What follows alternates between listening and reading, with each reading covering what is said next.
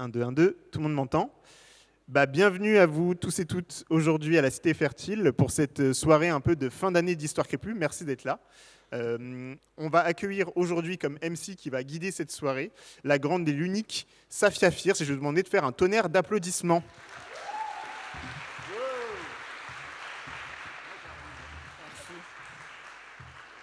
Bonsoir la Cité Fertile, est-ce que ça va ce soir? C'est un petit ouais, hein? Vous accueillez pas bien une jeune femme sécano-dionysienne subsaharienne, mais on va tester. Alors moi je me présente, je suis Safia Fierce, créatrice de contenu, comédienne, MC et future du divertissement français. Ouais.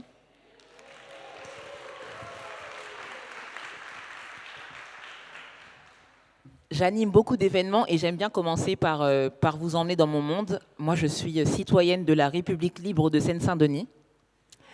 Et nous sommes nous sommes dans notre terrain ce soir, donc vraiment, c'est toujours un privilège d'être ici. Et j'ai envie de commencer vraiment juste à communier avec vous, ok? De là où je viens, quand on demande est-ce que ça va, comme on est en Macronie, on est dans la pudeur, il y a l'inflation et tout, on dit jamais ouais, ça va super. On dit on est là, hein. Donc, je vais vous demander, est-ce que ça va? Vous allez répondre, on est là. Est-ce que ça va? On est là. Essayez de faire un on est là, mais genre d'homme blanc 6-7, de 40 ans, qui a foi en lui et tout. Est-ce que ça va? On est là. Ok, applaudissez-vous, vous êtes incroyables.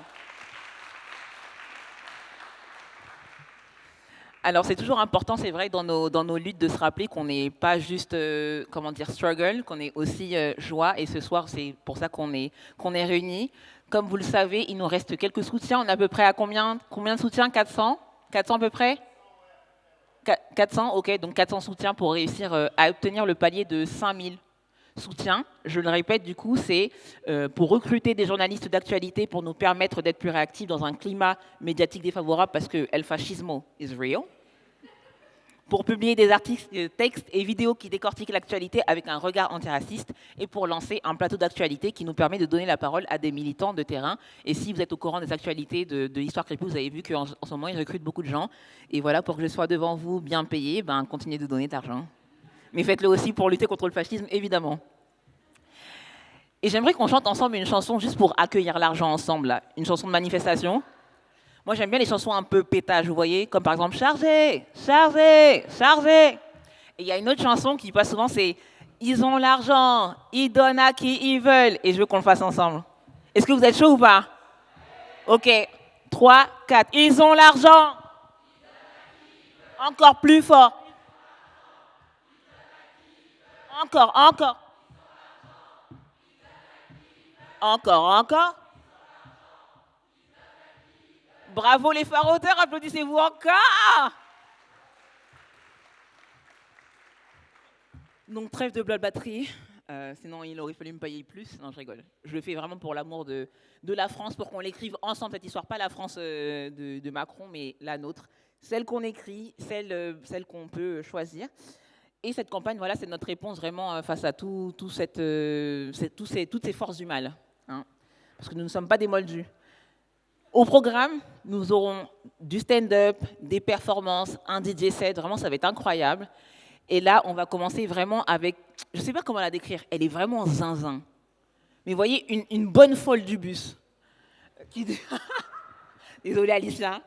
Et vraiment, si vous êtes raciste ou misogyne et de droite, vraiment, vous n'allez pas l'aimer. Mais si vous êtes tout le contraire, vous allez l'adorer. Vraiment, c'est une inspiration. J'espère être aussi drôle qu'elle.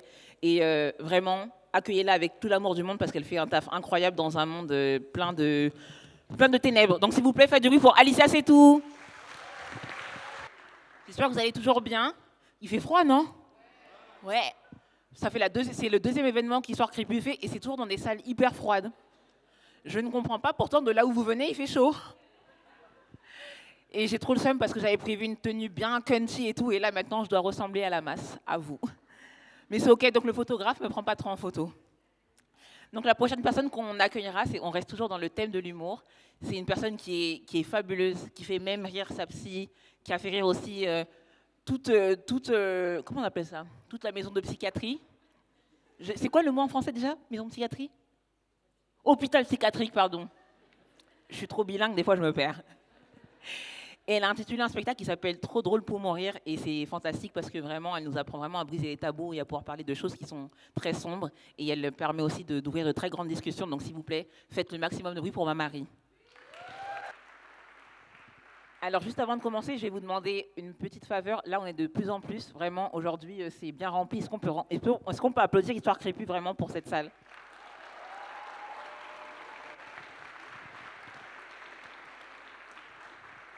Et du coup, là, ça va être très important. Il va falloir que vous vous leviez et que vous vous rapprochiez le plus possible de la scène pour pouvoir laisser entrer les autres personnes. Let's go. Let's go. Let's go. Allez, je vois qu'il y a des gens qui hésitent. N'inquiétez pas, je ne vais pas vous manger.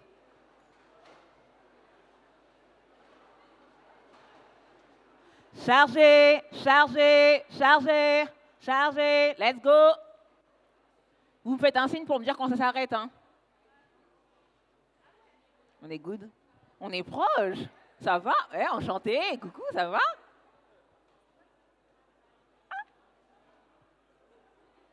Est-ce qu'on peut me faire un signe? Je ne vous vois pas. Une fois que c'est bon.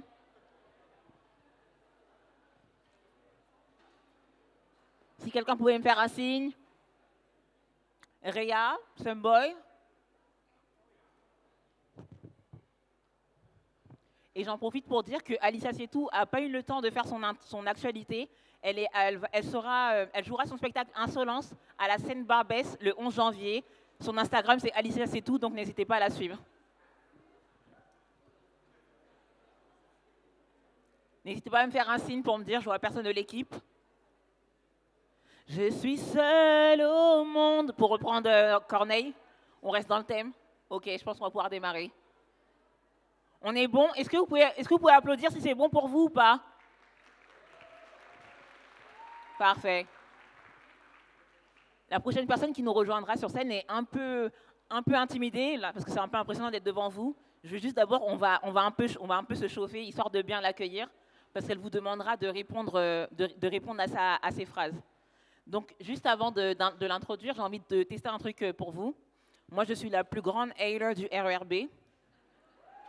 Yes. Est-ce qu'il y a des gens qui vont rentrer en RERB ce soir? Il n'y a que des bourgeois, en fait. Ok, j'ai envie qu'on teste vite fait une petite chanson que j'ai inventée pour le RERB. Donc, il faut écouter bien les paroles parce qu'on va chanter ensemble. Ça va faire « Attention, RERB. Attention, trafic perturbé. Attention, trafic interrompu. 90 balles dans le cul. » On réessaye. Donc, ça va faire « Attention, RERB. Attention, trafic perturbé. Attention, trafic interrompu. 90 balles dans le cul. » Est-ce que c'est good pour vous? Applaudissez pour voir. Ok, maintenant on va le faire en chœur. Ne me laissez pas seul. Ok? 3, 2, 1. Attention. Attention. Attention. 80. Le rythme. Il n'y a que l'histoire qui est crépue, mais pas le rythme. But it's okay.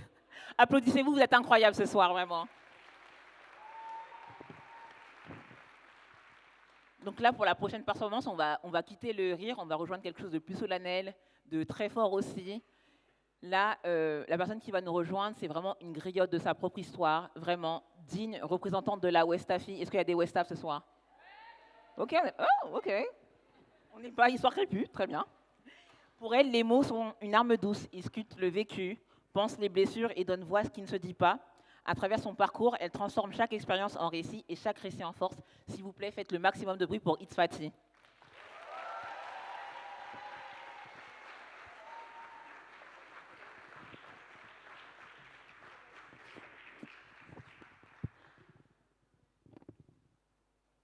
Griotte de ma propre histoire, écoutez mes exhortations. Dès lors que je dis je compte, répondez nous t'écoutons. Je compte. Je compte.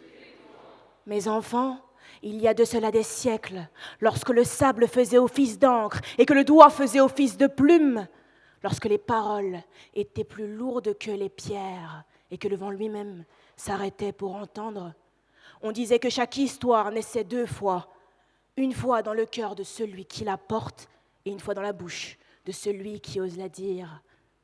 Aujourd'hui, j'ose pour tous ceux qui portent des racines qu'on cherche à arracher, car ce qui vient de la terre fertile ne plaît pas à ceux qui veulent la posséder. Ils n'aiment pas nos graines, elles poussent trop noires, trop fières, trop libres. Elles rappellent une vérité qu'ils ont longtemps tenté d'enterrer, qu'on ne colonise jamais complètement un sol comme on colonise une rive où le soleil se lève sur les regards vifs. M'entendez-vous, mes enfants, je compte. Je compte. Et ils ont voulu croire que si la terre était riche, elle leur devait son or, que si le talent brillait, c'était grâce à leur décor, que faire preuve de gratitude était le minimum, car sans eux, jamais nous n'aurions les codes. Et pourtant, vous me comprenez, moi qui valse entre les virgules et les guillemets, moi qui porte l'héritage de celles qui ont tatoué la vérité sur leur visage pour qu'aucune main étrangère ne puisse le leur enlever. Et cette vérité aujourd'hui, vous en êtes les témoins. Oui, vous, mes enfants des terres sèches, vous qui avez appris que même la poussière peut devenir royaume lorsqu'on sait y poser le pied avec dignité. Car la sécheresse, mes enfants, n'est jamais seulement affaire de pluie, elle est parfois dans les regards qu'on vous jette, dans les promesses qu'on ne vous fait pas, dans les portes qui grincent pour vous, mais qui s'ouvrent pour d'autres, dans la différence de traitement des uns face à celui réservé aux autres. M'entendez-vous, mes enfants, je compte. Je compte. Si le problème réside dans tout ce qui n'est pas lisse, alors il est temps d'étudier l'histoire crépue, celle qu'on a longtemps brossée dans le sens du poil, pour éviter qu'elle ne se dresse, qu'elle ne s'embrase, qu'elle ne parle. L'histoire crépue est une histoire qui s'enroule et qui s'entortille, qui refuse la ligne droite et les chemins tracés à l'avance. Elle pousse comme bon lui semble, elle pousse là où on ne l'attend pas, elle pousse parce que c'est sa nature et personne ne doit l'excuser d'exister. M'entendez-vous, mes enfants, je compte. Je compte. Ouvrez grand vos cœurs. Prêtez écoute. Car si aujourd'hui j'exhume cette histoire, c'est pour éviter qu'elle ne dorme de nouveau, mais pour qu'elle vive, qu'elle respire, qu'elle reprenne la place qui lui a longtemps été refusée. Vous qui m'écoutez, vous êtes les gardiens de ces racines qui défient le vent. Portez-les haut, portez-les fièrement. Mes enfants, je compte. Je compte. Mes enfants, j'ai compté et vous avez entendu. Il est désormais temps que nos ombres dansent et que nos mémoires prennent enfin leur revanche.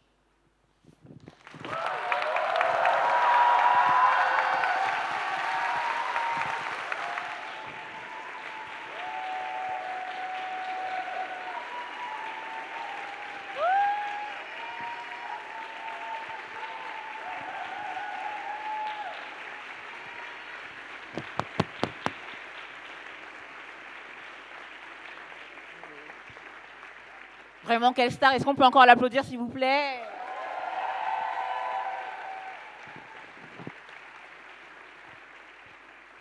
Et dire qu'elle était timide alors qu'elle a envoyé de la patate. Vraiment, je suis impressionnée. Alors maintenant, on va assister maintenant à la conférence. Attendez, je regarde juste mes fiches. Excusez-moi, j'ai un gros cerveau. Il se passe beaucoup de choses. En ce moment, je suis au cabaret Poussière. Je fais ma petite pub, donc si jamais vous voulez me voir, venez. On va maintenant accueillir l'équipe du coup d'Histoire Crépue. Est-ce qu'on peut les accueillir chaleureusement?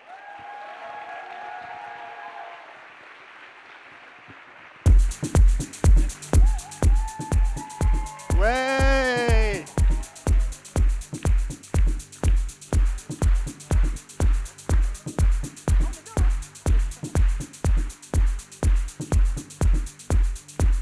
Alors, je danse. J'ai envie de dire, on vous célèbre aussi, merci d'être aussi nombreux et nombreuses, c'est incroyable. Donc, maximum de bruit pour vous déjà.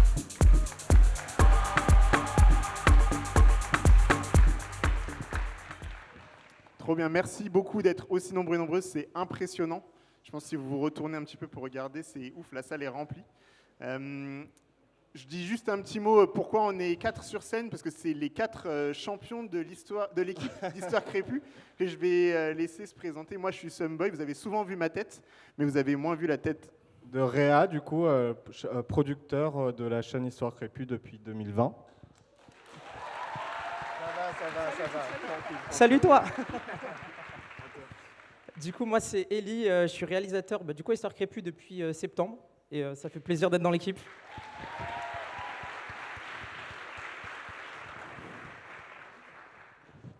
bonsoir. Moi, c'est Manon. Je suis chargée de prod depuis presque 1 an. En fin janvier, ça fera 1 an. Voilà. Là, c'est la seule fille, applaudissez-la fort. Et j'ai envie de dire, c'est aussi grâce à Manon qu'on a pu organiser cet énorme événement. Manon et Valissou, qui fait des allers-retours entre Valissou qui est caché derrière, on va applaudir. Donc voilà, vraiment un max de bruit pour elle. Et c'est son dernier jour. Ouais. Hello, bonjour à tous et à tous. Et c'est mon dernier jour de stage, donc s'il vous plaît, amusez-vous. Merci.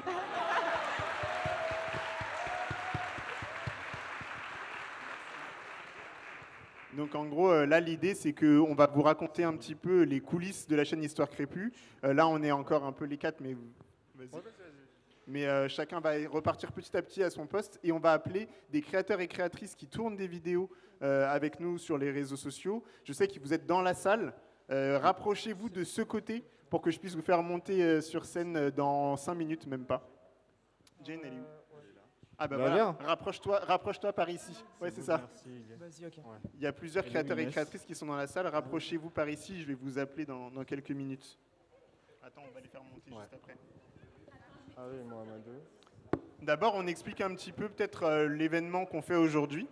Donc, vous avez sans doute suivi depuis l'année dernière, on a lancé une grande campagne de crowdfunding qui nous avait permis d'avoir assez d'argent pour réfléchir à un vrai programme médiatique sur 1 an, donc l'année 2025. En septembre, on a lancé plein de vidéos assez nouvelles qu'on va vous présenter avec les créateurs et créatrices. Et on a relancé une nouvelle campagne de crowdfunding qui est en cours encore en ce moment. Donc si vous avez les moyens ou si vous voulez partager, n'hésitez pas à la partager encore parce qu'on va la prolonger encore de 10 jours. L'objectif, c'est d'atteindre 5000 soutiens. Et en fait, l'idée, c'était qu'on arrive à publier de nouvelles vidéos, pas avec que ma tête, bien sûr, avec plein d'autres personnes, trouver des formats longs, courts, enfin voilà, plein de choses différentes. Et on avait prévu un petit PowerPoint, mais on ne va pas pouvoir le montrer parce que vous êtes vraiment trop nombreuses. Ah oui. Mais en gros, l'idée, c'est que donc, depuis 1 an à peu près, enfin depuis septembre, en vrai 3 mois, on a publié un nombre énorme de vidéos. Et vous avez sans doute vu passer, et on a aussi augmenté en termes de nombre d'abonnés, ça a été impressionnant. Et nous, la raison pour laquelle on fait tout ça, c'est bien sûr pour qu'en 2027, on ait la capacité médiatique de pouvoir couvrir les élections présidentielles à notre manière. On ne sera pas encore un grand média, mais avec un regard antiraciste, un regard décolonial. Et après ce moment de présentation un peu de nos activités, on va faire un débat mouvant auquel vous êtes conviés. On a préparé plein de petites questions et vous les poser pour que vous puissiez nous dire un peu votre avis sur la manière dont on doit penser l'année médiatique qui vient. J'ai fait un tunnel. C'était très bien, bravo. Bah, peut-être qu'on... Oui, on peut applaudir Samboy parce qu'il a tenu quand même pas mal la chaîne pendant un petit moment. Et peut-être qu'on peut les faire venir. On va faire venir Mohamedou. Ouais. Le prof. Tiens, un micro pour toi. On fait venir tout le monde, non? Ouais, Rémi, Jane, Rokaya, Ivana.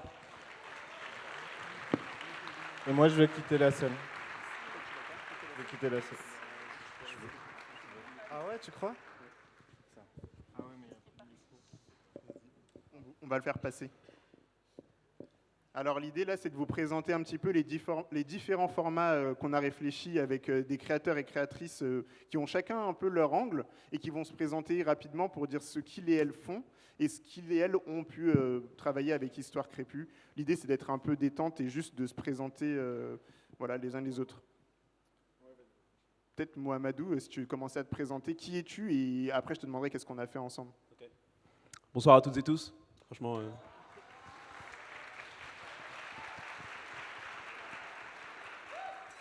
Merci et bravo déjà, j'ai envie de dire. On peut les applaudir encore une fois, hein. Franchement ce que vous faites c'est extra. Alors moi c'est Mohamedou et je suis professeur des écoles. Voilà, c'est très bref. C'est pas plus compliqué que ça.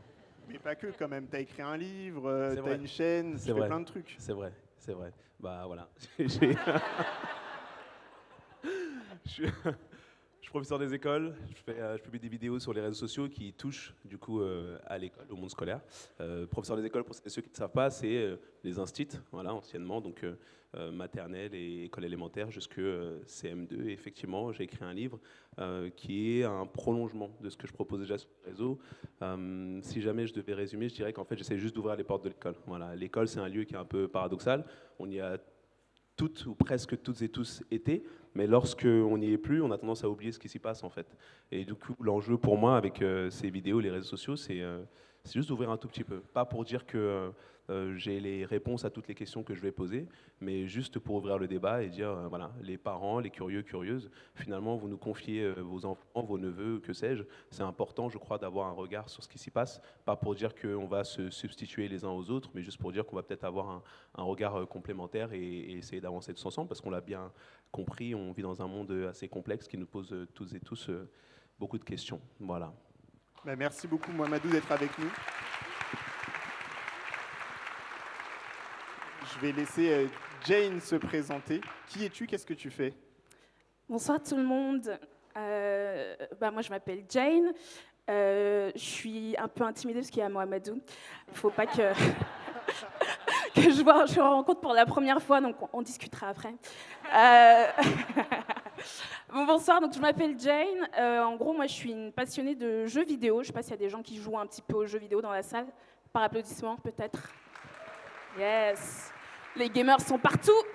Donc, je suis une passionnée de jeux vidéo. Je travaille aussi dans le milieu. J'ai fondé une association qui s'appelle Afro Gameuse. Pareil, je ne sais pas s'il y a des gens qui connaissent un petit peu. Ouais, trop bien. Il y a 3 personnes. C'est cool. Oui, j'ai fondé une asso qui s'appelle Afro Gameuse. L'idée, c'était de créer une communauté de gameuses noires parce que on existe, on est là.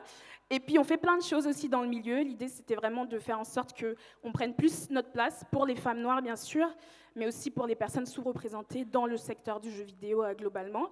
Je travaille aussi à la radio, où je parle de jeux vidéo chez RFI tous les samedis matins. C'est également sur toutes les plateformes de podcast. Ça s'appelle Bienvenue dans le game. Mettez 5 étoiles. Merci. Et voilà, globalement, j'aime bien les jeux et j'aime bien les gens. Voilà. Yay.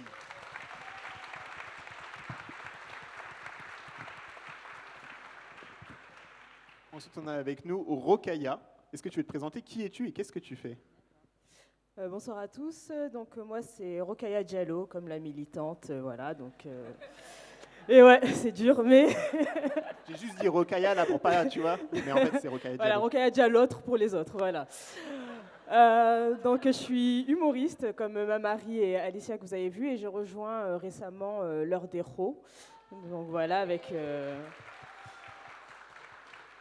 Donc voilà, donc j'ai fait ma première vidéo qui est sortie mercredi. Donc si vous voulez aller regarder, c'est très cool. Ça peut encourager aussi le fait de continuer à en faire et voilà, prendre confiance aussi devant l'écran. Et puis voilà, donc stand-upeuse comme je disais également. Donc je reprendrai mon spectacle, je pense à la rentrée sur Paris. Et j'espère vous y voir. Voilà, donc merci beaucoup à vous.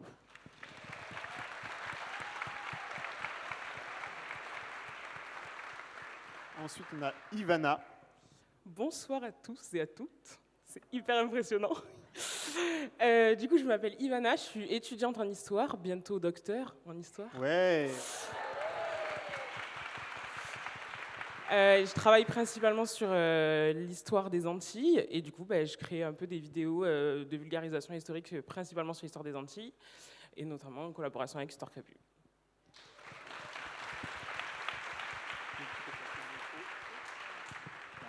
Et Rémi Kenzo, est-ce que tu peux te présenter? Qui es-tu et qu'est-ce que tu fais? Ouais, salut. Alors moi je suis donc Rémi Kenzo Pagès, je suis journaliste, je travaille sur l'écologie et plus précisément je travaille sur un champ de l'écologie qui est ce qu'on appelle généralement l'écologie décoloniale et aussi l'écologie populaire, et je travaille beaucoup sur quelque chose qu'on appelle le racisme environnemental, et c'est notamment sur ce dernier aspect-là que je travaille avec Histoire Crépue. Ouais. Je vais vous rapprocher un tout petit peu pour qu'on tienne tous sur la scène. Trop bien. Et en fait, l'idée là qu'on se rassemble, c'était déjà pour vous remercier d'avoir accepté de participer à l'aventure Histoire Crépue, parce que c'était vraiment un pari. Je sais que vous étiez, pour certaines, déjà là l'année dernière, quand on a lancé le crowdfunding. Et vraiment, notre idée, c'était comment est-ce qu'on fait pour que ce soit une chaîne qui est sur Instagram, sur YouTube, qui était pour l'instant associée plutôt à Ma Tête, mais qu'on le transforme vraiment en un média avec différentes voix, différentes directions, avec l'idée de toucher un public de plus en plus large, parce que voilà, on représenterait différentes voix qui touchent à l'antiracisme, quoi. Et donc vous avez accepté, je vous en remercie vraiment, de participer à cette aventure. Ça fait à peu près 3 mois qu'on tente de faire des formats parfois bien réussis, parfois un peu galère au niveau on va dire de la structuration de la production, parce qu'il y a des temps de montage, etc. Il y a un épisode de Jane qui va sortir normalement, ça fait longtemps qu'on attend, je le précise, mais un épisode de Disculture qui va sortir d'ici là ce week-end. Donc parfois on a des vrais temps de latence, on est tous et toutes en train d'apprendre avec Manon, Élie, Réa. Et j'ai envie juste que je vous explique un petit peu et qu'on vous explique un petit peu les différentes émissions qu'on a produites avec vous. On va commencer du coup dans l'autre sens, histoire de passer la parole. RKP, toi tu as sorti ta première vidéo avec nous, c'était il y a une semaine à peu près. Tu peux raconter un petit peu ce que tu traites et ce que tu as traité et les vidéos qui arrivent. Il y a une vidéo qui arrive très bientôt. Ouais, alors le racisme environnemental, déjà, je ne sais pas si c'est forcément une notion avec laquelle tout le monde est familier. C'est un sujet en fait qui concerne des politiques publiques ou des situations qui sont des formes des façons de réagir, etc., qui sont différenciées dans des moments de catastrophes écologiques ou de vastes pollutions et qui sont désolé, je reprends un peu le racisme environnemental. mes mots. Le racisme environnemental, en fait, en gros, c'est vous êtes une personne blanche, vous êtes une personne racisée. On va se rendre compte que les politiques publiques vont être différentes, la manière que des services publics, etc., de réagir face à des situations de catastrophes écologiques, etc., vont être différentes selon si vous êtes des personnes blanches ou pas. Et je peux donner un exemple très, très concret, c'est par exemple les aires de voyageurs qui sont souvent situées dans des espaces très pollués et en fait on va les mettre dans des endroits où les personnes blanches n'iraient jamais vivre. Concrètement, c'est ça le racisme environnemental. Et donc la première vidéo, c'était sur le chlordécone, parce que le chlordécone, c'est un des exemples les plus emblématiques, malheureusement, entre guillemets, de racisme environnemental dans l'État français, parce que concrètement, on a pollué pendant des années des îles, donc la Guadeloupe et la Martinique, au profit des béquets, à la demande des béquets, parce qu'on a utilisé un pesticide qui est le chlordécone, pour combattre un coléoptère qui s'appelle le charançon du bananier dans les bananes. Et on a utilisé un produit qu'on n'utilisait pas en métropole, puisque il n'y a pas de plantation de bananes en métropole. Et en plus de ça, il y a eu des dérogations au-delà de l'interdiction formelle qui a été faite du chlordécone quelques années plus tard, jusqu'en 1993, pour son utilisation. Donc voilà, on parle de racisme environnemental aussi parce qu'on savait que ce produit aurait des conséquences dramatiques. On savait que le chlordécone empoisonnait tout le monde, en fait. Il empoisonne les personnes qui sont au contact du chlordécone. Il empoisonne durablement les terres, les eaux. Il y a des études du CIRAD. Le CIRAD, donc, c'est un organisme qui est un organisme de recherche publique dans l'écologie et l'agronomie, qui dit qu'on en aurait peut-être pour 11 000 ans avant de dépolluer les sols et les eaux de Martinique et de Guadeloupe. En gros, la fourchette, selon les chercheurs, c'est entre 700 ans et 11 000 ans. Mais dans tous les cas, même si on prend la fourchette la plus basse, 700 ans, c'est énorme. Et on a une pollution massive, en fait, y compris des océans. Et il y a les algues sargasses, je ne sais pas si vous en avez entendu parler, qui sont des algues qui s'échouent sur les plages. Et en fait, ces algues, aujourd'hui, elles sont chargées aussi de chlordécone. Et donc, en fait, attendez-vous aussi, là où ces algues dérivent, donc, y compris donc, sur les côtes européennes de l'Atlantique, à avoir bientôt aussi du chlordécone qui vont arriver avec les algues sargasses. Et pour la petite anecdote, donc, avec les courants marins, etc., évidemment, ça circule. On a retrouvé du chlordécone, y compris dans des coraux dans le Pacifique. Donc ça, c'est un des premiers sujets que tu as traité. Et il y a une vidéo qui arrive très prochainement sur l'agent orange, notamment, qui arrive. On ne va pas dérouler ici, mais je vous conseille vraiment d'aller regarder cette nouvelle série qu'on est en train de lancer sur la question du racisme environnemental. Et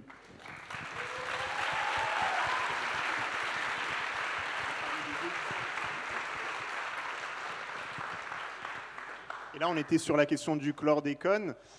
Et toi, Ivana, tu touches plutôt à la question des Outre-mer en général, mais des Antilles en particulier, dans une série avec Samora Curier, qui n'a pas pu être là avec nous tout de suite, mais je pense qu'il va arriver dans la soirée, qui s'appelle Yécric. Est-ce que tu peux en parler rapidement? Oui, bien sûr. Du coup, on est arrivé à un constat tous les deux où on s'est dit qu'on avait envie en duo de raconter nos territoires et de les raconter autrement que ce qu'ils étaient présents dans les médias.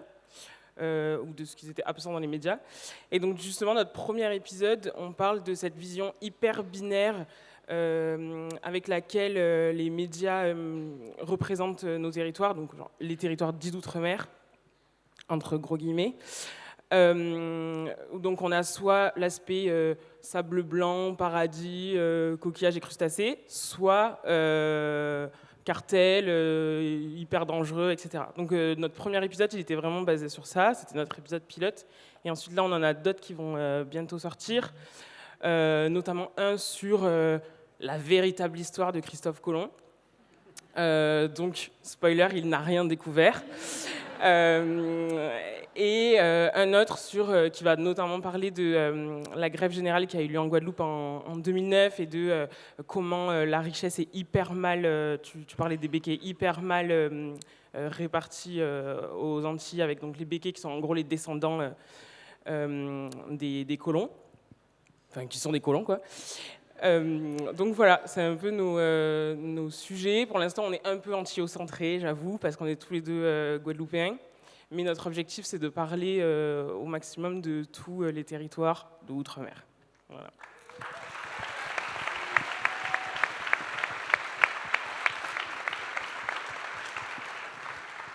Ensuite, Rokhaya, tu vas peut-être te présenter. Tu viens d'arriver, tu es la plus nouvelle arrivée dans l'équipe de l'Heure d'Héros, mais tu es déjà assez bien placée pour présenter cette émission. Est-ce que tu peux nous raconter un petit peu, c'est quoi l'émission L'Heure d'Héros ?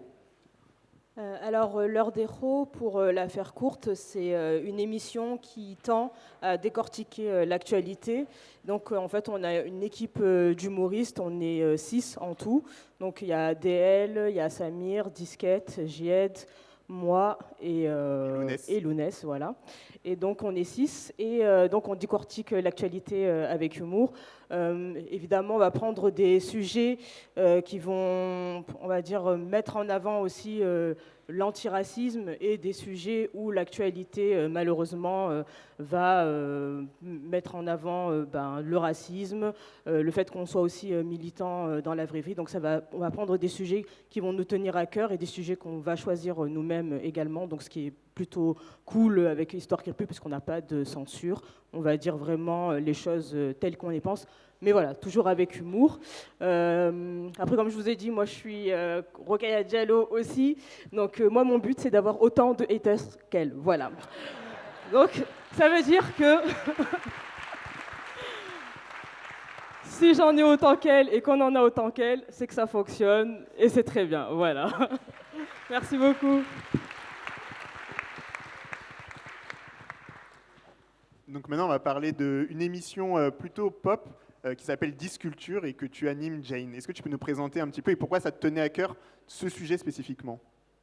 Oui, du coup, on a lancé une émission qui s'appelle Disculture. Pour la petite anecdote, moi j'ai toujours voulu en fait avoir mon talk show, inviter des gens et puis parler avec eux et en même temps les faire jouer à des jeux vidéo et leur demander comment la pop culture de manière générale, que ce soit les mangas, les jeux vidéo, les films, les séries, comment ça a un peu influencé leur vie. Parce que moi ça m'a influencé clairement, ça a fait de moi la personne aussi que je suis aujourd'hui. Et je pense que on est beaucoup en fait à consommer énormément de pop culture et forcément ça a un impact en fait sur nos vies, mais malgré tout on minimise un petit peu ce que les fictions en fait peuvent dire de nous et ce qu'elles peuvent dire de nos sociétés. Et donc cette année, avant cet été, j'avais lancé ce show-là sur ma chaîne Twitch. Suivez-moi sur Twitch, Invincible Jane _ Sur ma chaîne Twitch, j'avais lancé donc ce format-là où j'invitais des gens online avec toutes les galères de Twitch. Mais je continuais parce que j'avais envie de le faire. Et puis, vers un petit peu avant la rentrée, Someboy m'avait contacté pour me demander si je voulais faire une émission, un show. Et en fait, la base était déjà là. Donc, lancer des projets, déjà, juste pour vous dire ça, parce qu'après, les opportunités arrivent, ça c'est cool. D'ailleurs, merci pour ça, pour cette opportunité-là. Et lorsque on a eu donc l'opportunité de pouvoir tourner Disculture sur un plateau avec des gens, des invités, on a fait le premier épisode sur Yasuke, le samouraï noir d'Assassin's Creed. Tout le monde voit ? Ouais, vous en avez entendu parler parce que ça a fait polémique, parce qu'un samouraï noir, apparemment, c'est une dinguerie, alors que des assassins, des gens qui sautent comme ça du toit, tout va bien. C'est plutôt réaliste. Donc on a fait ce premier épisode qui est déjà sur YouTube autour de Yasuke. On a décrypté un petit peu toute la polémique autour de cette thématique-là, de pourquoi est-ce que les gens se sont tellement acharnés sur ce sujet-là, ils sont racistes. Et au-delà de ça, en fait, on a invité Kellig, qui est un créateur de contenu sur YouTube, qui a réellement enquêté sur le sujet. Il a fait une analyse très très profonde, et c'est pour ça qu'on a voulu l'inviter pour venir nous éclairer un peu sur la thématique. Et puis avec mon co-animateur Michael, qui lui aussi travaille dans l'industrie du jeu vidéo depuis 15 ans maintenant, on voulait vraiment créer un format qui soit aussi accessible à tous et à toutes, et parler de jeux vidéo spécifiquement parce que c'est notre passion et parce qu'on est fatigué en fait que la petite sirène noire ça dérange autant, que dès qu'il y a un personnage qui est noir, qui est censé être fictif, on nous dit c'est pas possible. Et voilà, on essaie d'analyser un petit peu tout ça ensemble. Le prochain épisode qui va sortir normalement ce week-end, il porte sur la décolonisation dans les jeux vidéo. Donc on parle de comment est-ce que le racisme en fait aussi se manifeste à travers les jeux vidéo. Pourquoi est-ce que c'est toujours dans la peau d'un sauveur blanc qu'on se retrouve lorsqu'il faut explorer, découvrir de nouveaux mondes. Pourquoi est-ce que les femmes racisées dans les jeux vidéo sont non seulement bien sûr sexualisées parce que c'est des femmes, donc forcément on ne peut pas faire autrement, mais aussi pourquoi est-ce qu'elles sont exotisées à la fois, pourquoi est-ce que l'orientalisme existe dans les jeux vidéo quand on met en avant les pays arabes, généralement c'est toujours pour les mettre dans des rôles de terroristes, de méchants en fait. Et on a invité pour cet épisode-là Hakim Omiri, qui est un humoriste, également sur Radio Nova. Il a son spectacle, Contexte et tout, qu'il faut aller voir. Et c'est aussi un gamer, donc il est venu aussi nous donner son point de vue, lui, son rapport aux jeux vidéo, les analyses qu'il a faites lui-même tout au long de sa vie en tant que joueur. Et voilà, c'est une émission sympa. L'idée, là, on a beaucoup commencé avec un peu d'antiracisme, mais on a aussi envie, pour les futurs épisodes, de simplement parler de jeux vidéo aussi en tant que passion, en tant que média qui n'est pas autant pris au sérieux que le cinéma ou la musique, alors que c'est la première industrie culturelle, le jeu vidéo aujourd'hui, devant le cinéma et la musique. C'est celui qui fait le plus d'argent. Donc il y a une part du gâteau à prendre, vous voyez. Et voilà, donc je suis très contente. Encore merci de nous donner l'opportunité à Histoire Crépue de proposer ça. Merci bien.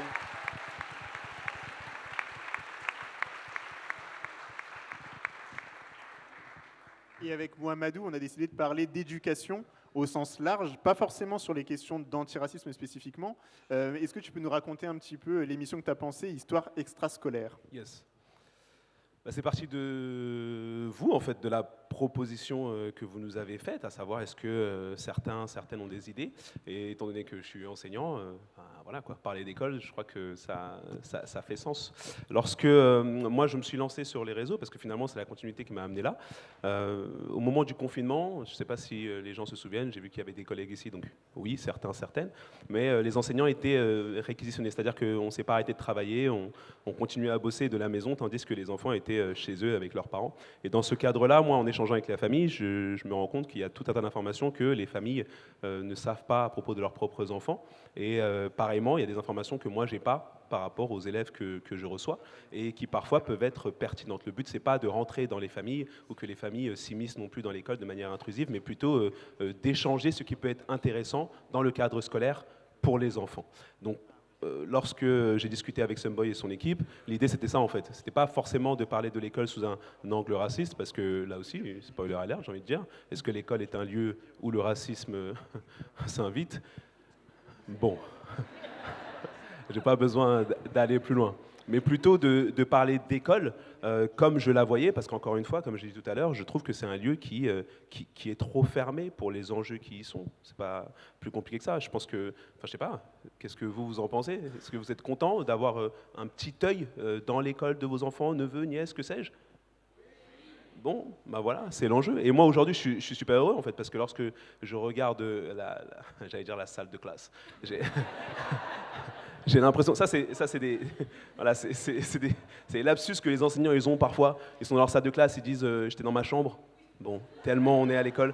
Et là j'ai l'impression d'être dans une salle de classe du 93, mais une salle de classe quand même. Vous m'aurez compris. J'ai envie de dire franchement, bravo à Histoire Crépue et à son équipe. Beaucoup d'amour sur vous et sur nous, sauf sur Rokhaya Diallo qu'on déteste tous. Voilà. Merci beaucoup, Mohamedou. Il y a une autre personne qui travaille avec nous qui nous a rejoint, Mélissa Amneris. Un gros tonnerre d'applaudissements pour Mélissa. Bonjour, bonjour, je suis désolée, je suis impressionnée, il y a énormément de monde, donc un grand bravo au Sunboy, bravo à toutes les équipes, Réa et tout, Histoire Crépue. Moi je suis arrivée en retard, j'ai mis 1h30 à faire une banlieue du 93 à une banlieue du 93. Voilà, hashtag complot, je pense que vraiment on veut pas qu'on bouge, on veut qu'on reste chez nous, mais je suis là. Donc vous avez déjà vu ma tête sur Histoire Crépue, j'ai déjà fait quelques chroniques, on essaye de parler d'actualité, de décrypter, donc je sais que vous voulez pas trop parler des USA, j'en ai parlé. J'ai parlé de Trump, de Charlie Kirk, de ce que c'est aussi peut-être les liens entre le racisme, le masculinisme, parce que moi, en fait, si vous ne me connaissez pas sur ma page perso, je parle beaucoup de féminisme, donc je parle du droit des femmes d'abord, et puis après, je me suis dit, en fait, je ne suis pas qu'une femme, je suis aussi issue de banlieue, je suis aussi issue de l'immigration, et ça fait beaucoup de choses, et du coup, on essaie d'être intersectionnel, un mot fourre-tout qui est devenu compliqué à supporter, compliqué parfois à définir aussi, et en tout cas, on va essayer de faire mieux, d'essayer d'enlever un petit peu ce white feminism qui nous fait du mal, et qui fait du mal à beaucoup de personnes ici dans cette salle. Donc voilà, essayer de décrypter tout ça ensemble et aussi d'autres émissions, parce que je pense qu'on en a tous un petit peu marre des débats. Je sais pas, vous aimez les débats, vous aimez Pascal Pro, tout ça, CNews, je sais pas, moi ça me saoule un petit peu, et du coup on s'est dit avec Sunboy que ce serait cool de recréer des débats dans nos sphères, parce que je pense qu'il y en a, il y a plein de choses sur lesquelles on n'est pas d'accord, mais on peut discuter et faire avancer les choses ensemble, déplacer la fenêtre d'Overton vers un meilleur côté, parce que je pense que c'est comme ça qu'on va y arriver. Donc créer une nouvelle émission qui arrivera bientôt, et j'espère que vous serez à l'affût pour ça. Voilà, merci beaucoup. Merci Mélissa. Merci à vous tous et toutes encore d'être là. Avant qu'on passe au moment de... donc là, je vous rappelle un peu le programme, c'est que vous allez pouvoir nous poser quelques questions. Préparez-vous à lever la main très vite, et ce sera que des questions qu'on va accepter, pas de commentaires genre j'ai un avis, parce que souvent les gens ils commencent en disant c'est pas vraiment une question, c'est plutôt une remarque, et après ils font un tunnel. Ça, c'est interdit. Et je suis très sérieux, c'est-à-dire que je vous arrêterai. Mais vous pouvez poser des questions, préparez-vous à le faire. On va répondre un petit peu quelques minutes, et après on va organiser un débat mouvant où on va vous poser des questions, donc vous pourrez vous déplacer dans l'espace pour répondre à ces questions. Si vous voulez aussi, il y a des suites Histoire Crépue que vous pouvez aller acheter, vous pouvez aller prendre de quoi boire au bar qui est juste derrière, et après il y aura des moments de concert, DJ set, etc. On a prévu une line-up de ouf avec plein d'artistes que vous allez vraiment adorer. Alors, qui a une question? Ah, le titre du livre, c'est une question donc. Moi j'aime bien cette question. Vas-y. Le titre, très modestement, c'est Mohamedou le prof. Voilà. C'est simple et c'est pas le titre que je voulais à la base. Je vous le dis tout de suite. Voilà. Je l'ai dit il n'y a pas très longtemps, mais à la base, c'était le grand remplaçant.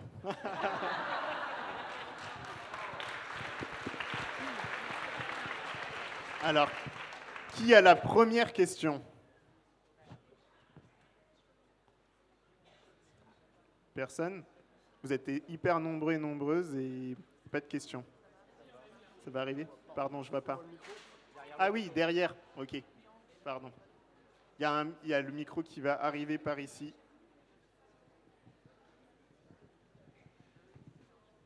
Ouais, ah, super.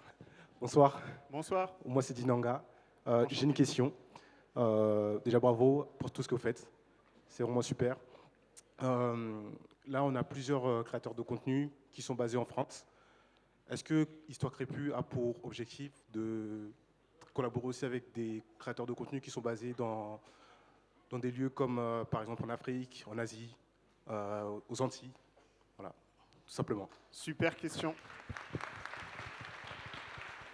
Alors oui, Histoire Crépue va travailler de plus en plus avec des créateurs et créatrices de contenu qui sont aussi hors de France, en tout cas France hexagonale. On travaille déjà avec Sadi June, qui fait des vidéos depuis la Côte d'Ivoire. Il y a une vidéo qui est déjà sortie pour couvrir les élections, elle était à Abidjan. Il y a une autre vidéo qui arrivera là dans cette semaine sur notamment les violences faites aux femmes en Afrique subsaharienne. Donc c'est vraiment son sujet. Et il y a d'autres créateurs et créatrices avec qui on est en train d'entrer en contact. Et après, on prend toujours un peu de temps pour nouer la confiance avant de se lancer dans ces projets et aussi réfléchir à c'est quoi l'angle exact de chaque émission. Enfin, on a tous et toutes réfléchi ensemble avant de se lancer, se dire bon bah c'est quoi ton projet, le script, comment ça se construit, faire des allers-retours. Et une fois qu'on aura assez de contacts avec différents créateurs et créatrices un peu partout, on espère qu'on aura aussi les moyens de pouvoir le faire plus. Donc voilà. Pour l'instant, il n'y a que Sadie June. Une autre question? Ici. Peut-être qu'il nous faudrait un autre micro de l'autre côté du coup. Excusez-moi, je suis désolé. Ouais, vas-y. Je vais tenter de me faufiler.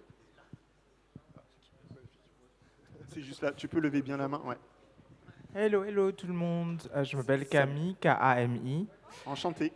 Enchanté. Et j'aimerais poser une question autour de la définition de la France postcoloniale, parce que je ne suis pas sûr de tout comprendre exactement. Et est-ce que ce serait une perspective viable à moyen terme et à long terme pour les personnes noires et afrodescendantes? Alors attends, tu veux dire quoi? Qu'est-ce qui serait une perspective viable? Le concept dont j'ai parlé. Ah, alors je ne sais pas si je peux répondre en 2 minutes à cette question. La raison pour laquelle je ne peux pas répondre en 2 minutes, c'est parce que là, par exemple, on a sorti une vidéo, c'était cette semaine, avec Olivier Marbeuf, qui est un penseur antillais. Et c'est une vidéo qui dure, je crois, 1h45, dans laquelle on essaye de répondre à cette question. Ok, super. On n'a pas totalement réussi, mais on parle plutôt de décolonial et post-colonial. Vous pouvez la retrouver du coup sur YouTube. Elle est en ligne. Il y en a qui l'ont vue sans doute. Ouais, voilà. Donc on a essayé de répondre à cette question. C'est plein de pistes qui sont ouvertes et on va essayer de continuer à y réfléchir avec d'autres penseurs et penseuses. Parce que là, on est beaucoup de créateurs, créatrices de contenu. On invite souvent d'autres personnes aussi en plateau qui sont plus, on va dire, théoriciens, théoriciennes ou spécialistes de sujets. Et c'est eux qui essaient de nous apporter des réponses. Donc avec Olivier Marbeuf, l'émission s'appelle, je crois, Décoloniser la France, point d'interrogation. Et on essaie de traiter cette question-là. Ok, merci. Merci pour ta question. Ouais, il y en a une question juste ici. Tu peux lever bien la main pour qu'il te voit. Oui, bonsoir. Je m'appelle Camar. Du coup, ma question, c'est est-ce que vous allez essayer de continuer à être indépendant financièrement, donc avec les dons, ou est-ce que vous allez plutôt aller voir des financeurs un peu plus gros? Alors, très bonne question. Donc, le truc qu'on n'a pas dit aussi, c'est notre modèle économique. Donc, notre modèle économique, il repose à grande majorité sur les dons. Donc, vos dons, merci. J'imagine qu'il y a beaucoup de personnes qui nous soutiennent dans cette salle. Merci beaucoup pour vos soutiens. Grâce à cet argent, on peut principalement payer des salaires. C'est ça qui est la principale dépense d'Histoire Crépue. Du coup, à chaque fois qu'on fait des émissions, avec vous tous et toutes, on paye des salaires. Enfin, je dis salaire, ça peut être des factures parfois, des piges, des intermittences. Enfin, il y a plein de formats, ça dépend. On est en train d'essayer de monter les tarifs au fur et à mesure en fonction de nos moyens. Donc là, pour l'instant, c'est ça notre base principale d'argent. Mais on fait aussi parfois des partenariats, par exemple, de communication avec des musées ou avec des films. Par exemple, vous avez peut-être vu passer le film Soundtrack pour un coup d'État. On a fait un partenariat avec la boîte de diffusion, par exemple. Donc voilà, il y a des choses comme ça qu'on fait. Et puis sinon, on a parfois des subventions publiques qu'on peut solliciter. Donc voilà, on a une boîte de production et une association, pour que ce soit bien clair. Voilà, et notre argent vient principalement de ça. Mais la grande majorité, plus de 70%, c'est les dons, c'est vos dons. Donc voilà.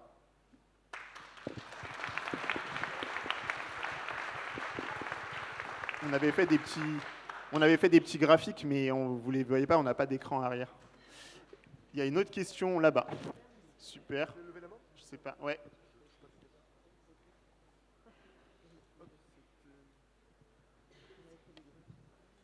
Bonsoir. Bonsoir. Merci beaucoup. Alors, j'avais une question aussi pour Mohamedou, pour savoir en fait quel était l'impact de tes vidéos au sein de ton établissement et aussi de l'infrastructure scolaire. Parce qu'on sait, en étant personne racisée en France, justement, ouvrir la voie n'est pas nécessairement facile. Donc, je veux savoir justement si cela a été délétère ou il y a eu un impact pour toi. Grosse question. Bah, l'impact est plutôt, j'allais dire mitigé, ça dépend. Ça dépend parce que les réseaux sociaux, l'exposition de manière générale, ça a des effets parfois inverses. C'est-à-dire qu'au tout départ, moi j'aimais beaucoup le fait de proposer mes contenus et finalement que les collègues ne sachent pas qui j'étais, c'est-à-dire lorsque j'arrive, parce que pour celles et ceux qui ne savent pas, dans l'éducation nationale, il y a tout un tas de postes, et le poste que j'occupe présentement, c'est un poste de remplaçant. C'est-à-dire j'ai eu le concours, voilà, et puis après un an, on est, comment on appelle ça, titularisé, et à partir de là, il y a tout un tas de postes qui s'ouvrent à nous. On peut devenir psychologue de l'éducation nationale sous quelques années, on peut devenir directeur, directrice, on peut devenir remplaçant, on peut faire plein de choses. J'ai choisi de devenir remplaçant parce que je trouvais que, surtout en début de carrière, c'était un poste qui était formateur. Je ne voulais pas, quelque part, c'est pas un très joli mot, mais m'encrasser dans un poste trop longtemps. Je voulais voir autre chose. J'en veux pas aux collègues qui font l'inverse. On a toutes et tous le droit d'avoir les carrières que l'on souhaite, mais moi, je voulais aller voir autre chose. Différents fonctionnements, différents publics, différentes pédagogies, et c'est exactement ce qui s'est passé. Maintenant, au tout départ, encore une fois, ça restait relativement confidentiel. Maintenant, c'est un peu différent, et j'ai l'impression que... c'est pas une impression, d'ailleurs. C'est déjà arrivé que... en arrivant... Non, j'ai une autre anecdote, c'est encore mieux. Il y a moins d'une semaine, j'ai été dans un centre commercial. J'étais dans un centre commercial et je me promène et puis une dame vient me voir en me disant voilà qu'elle me reconnaît, elle me dit « Oh Madou !» Je dis « Oui, bonjour ». Elle me dit « Bonjour ». Elle me dit « Mais tu te souviens pas de moi ?» Je dis « Non ». Elle me dit « Mais parce que tu es passé dans mon école l'année dernière ». Je dis « Ah ouais ». Elle me dit le nom de l'école. Je dis « Ah oui ». Et elle me dit « Tu te rends pas compte ». Je dis « Comment ça ?» Elle me dit « Tu te rends pas compte que tu fais peur ». Je dis « Ok, pourquoi ?» Elle me dit « Parce que le jour où tu es arrivé, la directrice qui t'a reconnu, elle a envoyé un message sur le groupe WhatsApp pour dire à tout le monde « Chut, ne dites rien. » Ne dites rien parce qu'il raconte tout sur les réseaux.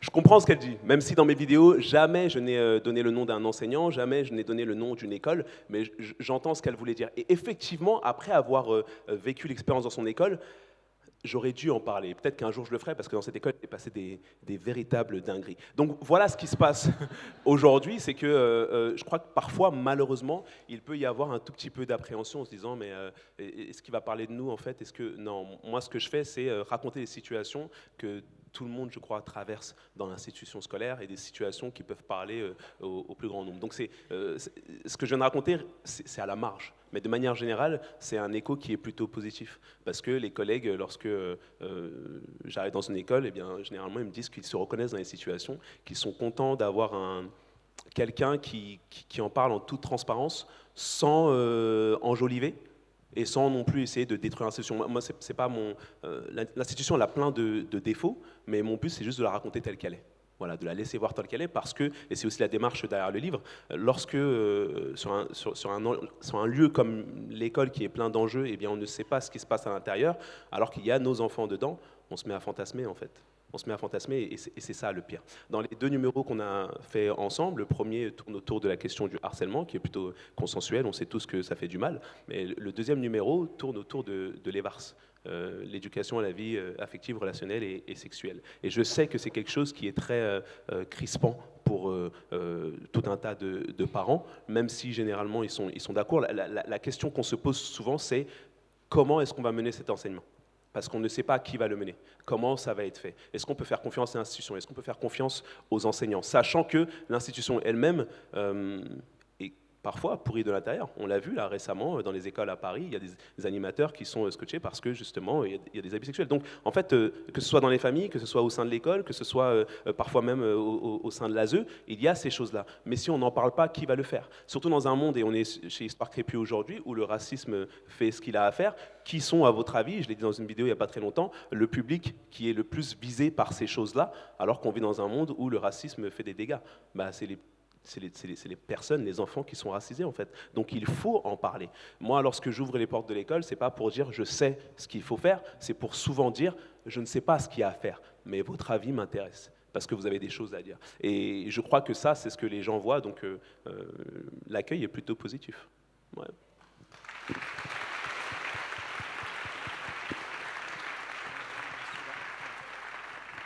Une question tout devant. Bonsoir tout le monde. je vais rebondir parce qu'il a parlé de l'ASE. Moi, je trouve qu'on ne parle pas assez des MNA, MIE, MPPF, autant de mineurs non accompagnés. Tous ces mineurs qui quittent le continent africain pour arriver en France ou en Europe, je trouve qu'on n'en parle pas assez de ce qu'il y a de positif quand ils arrivent ici, de ce qu'il y a de négatif, du traumatisme de quitter le continent pour arriver ici, du traumatisme qui perdure dans la prise en charge et de ce qu'on leur demande de faire. On demande à ces mineurs de faire en 2 ans ou moins ce que les jeunes Français blancs font en 18 ans ou en 21 ans. Voilà, et je voudrais qu'on mette ce sujet-là en avant. Merci pour cette suggestion. Et il y a 2 questions. Et il y en a une aussi au fond. Je crois qu'il y a déjà un micro qui a été donné là-bas, je crois. Et après, il y a une ou 2 personnes. Et après, ça va être la fin parce qu'on n'a plus beaucoup de temps. Mais je vais juste répondre à ça. On a commencé un format cette semaine qui est quotidien. On a fait 3 émissions chaque jour. D'ailleurs, Mélissa, tu y as participé. Où justement, on a parlé un peu plus des questions des mineurs non accompagnés. Mais voilà, c'est plutôt sur de la réaction quotidienne pour l'instant. Et on espère pouvoir faire des vrais dossiers de vulgarisation aussi avec des associations qui travaillent sur ce sujet plus précisément. Il y a une question là. Après, on prendra ta question et ta question, et on va faire le débat mouvant ensuite. Vas-y. Bonjour, moi c'est Pauline. C'est là-bas. Désolé. Vas-y. Je voulais savoir si par la suite, Histoire Crépue va axer son contenu sur la musique, notamment le rap, parce que je trouve que c'est un bon moyen de parler de tous ces sujets-là. Donc, et j'en profite pour postuler si jamais vous avez personne aussi. Très bien. Comment postuler à Histoire Crépue ?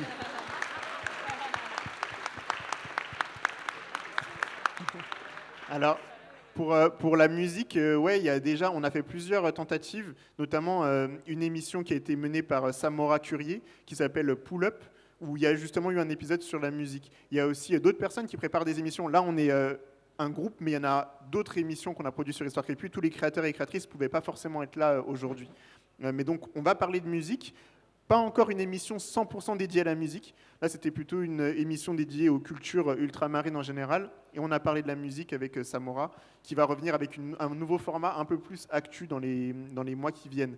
Et pour postuler à Histoire Crépue, on a un mail qui est surchargé. Alors, je vous explique juste parce que je sais qu'il y a des gens qui essayent de nous écrire souvent. Vous allez sans doute nous le dire juste après cette discussion. Sachez qu'on est... Enfin, vous voyez le nombre que vous êtes là. On a encore plus, grâce à vous, d'abonnés, et donc énormément de messages et de mails. Moi, sur ma boîte perso, mes numéros perso, mais aussi sur notre mail. Là, c'est Manon qui les lit en ce moment. Et je vous laisse même pas imaginer, enfin, c'est énorme. Donc on prend beaucoup de temps à répondre et parfois on ne répond pas juste parce qu'on est complètement sous l'eau. Mais envoyez-nous quand même des mails, ça nous permet de les voir et parfois quand on se recroise de se dire « Ah mais oui, on avait vu ce truc et tout ». Juste pour l'instant, on n'a pas les capacités humaines de tout traiter, mais ce n'est pas de la mauvaise volonté, c'est juste que voilà, on n'est pas encore beaucoup. Quand on aura atteint 70 000 € par mois de soutien, là peut-être qu'on aura une équipe assez grosse pour tout traiter. Donc, voilà.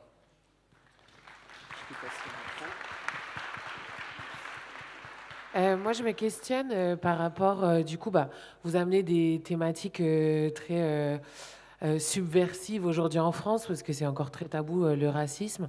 Et je me demande, est-ce que, du coup, vous recevez un espèce de backlash de la part du gouvernement, sur les réseaux sociaux, j'imagine un peu, mais plus de la part du gouvernement, comme on peut voir pour les collectifs de soutien à la Palestine.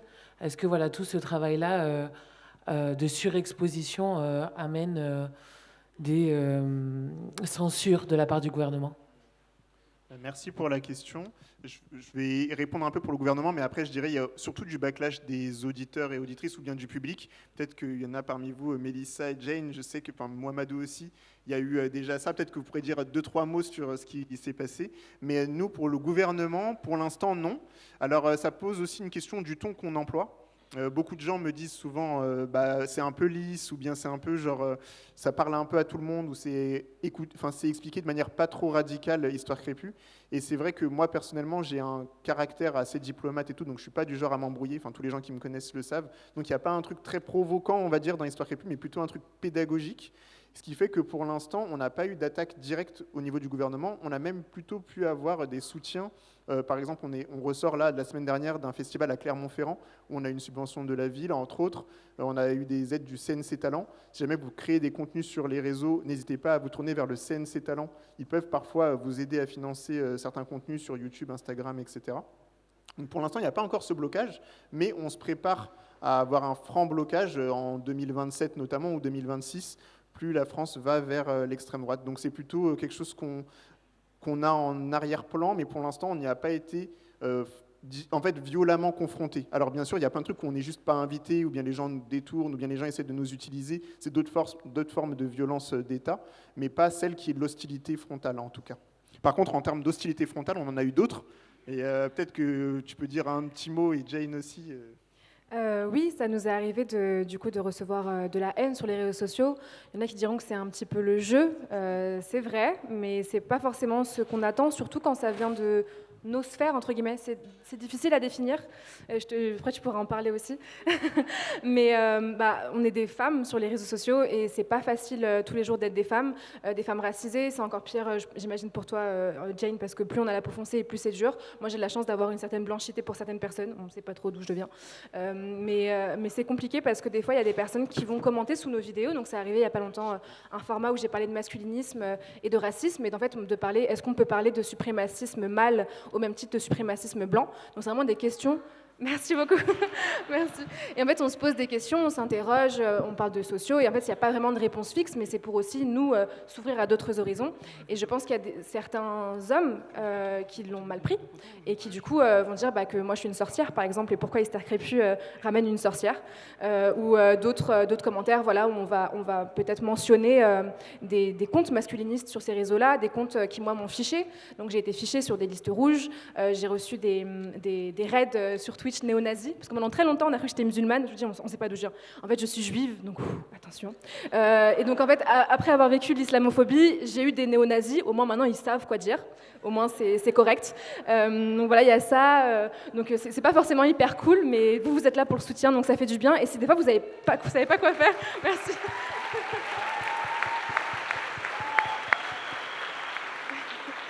Merci, voilà, enfin, rien que ça, vous voyez, rien que ça, c'est super d'être là pour nous. Donc même si vous n'avez pas trop d'argent, peut-être pour faire un don, rien qu'un message gentil, ça change tout. Voilà, et je te laisse peut-être Jane parler, parce que...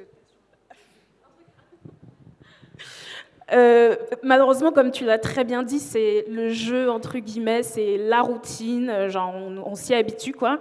Mais c'est vrai que moi, ça me touche particulièrement, surtout quand ça vient effectivement de nos sphères, parce que l'un des premiers contenus que j'avais fait, qui était avec Histoire Crépue, où j'avais parlé, j'avais un peu analysé un nouveau personnage de jeu vidéo, malgache, trop bien, il y a une malgache dans Tekken, trop bien, sauf que la meuf, elle a 18 ans, elle arrive quasiment à poil, pieds nus, enchaînée et compagnie, bref, j'en parlais. Et ce que j'avais oublié, c'est que, bien sûr, je suis une femme noire en ligne, sur les réseaux sociaux, qui prend la parole, évidemment, ça dérange, et on cherche évidemment à nous silencer.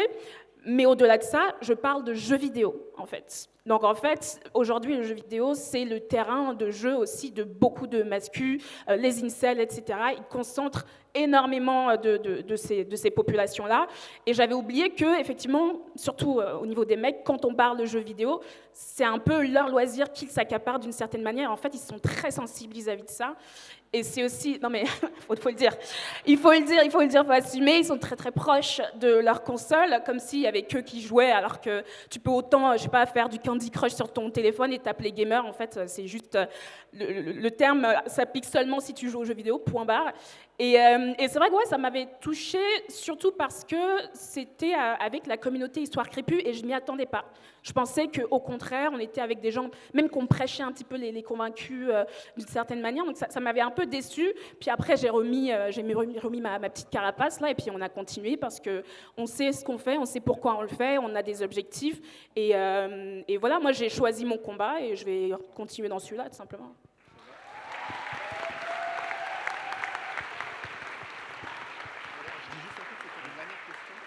Il y avait une dernière question, mais je suis désolé, le temps est écoulé. Et du coup, il y a d'autres choses qui se préparent. Réa va vous le présenter. Salut. Merci à tous d'être là. Mini message, on a fait des t-shirts et des pulls Qu'est-ce qu'on en pense? Du coup, il y a une des artistes qui est là, qui a fait le cadre, et il y a une autre artiste, je ne sais pas si elle est là, qui s'appelle DJ Chita. Et l'autre artiste s'appelle Simoa, SYMOHHA sur Instagram. Et on peut les acheter au fond là-bas. Et on va passer au débat mouvant. Merci à tous d'être venus, c'est trop cool. Merci. Et pour ce débat mouvant, ça va se passer ici. Du coup, je vais demander aux gens qui sont ici de se lever déjà et de déplacer les bancs vers la gauche et les envoyer aux 2 personnes qui sont devant la porte, qui vont pouvoir les récupérer et les sortir. Ça va permettre de se mouvoir ici, quoi. Je vous remercie énormément. Merci pour l'effort, c'est trop fort. Merci à tout le monde, merci. Des gros applaudissements aux créateurs, quoi. On n'écoute plus. Merci beaucoup, merci.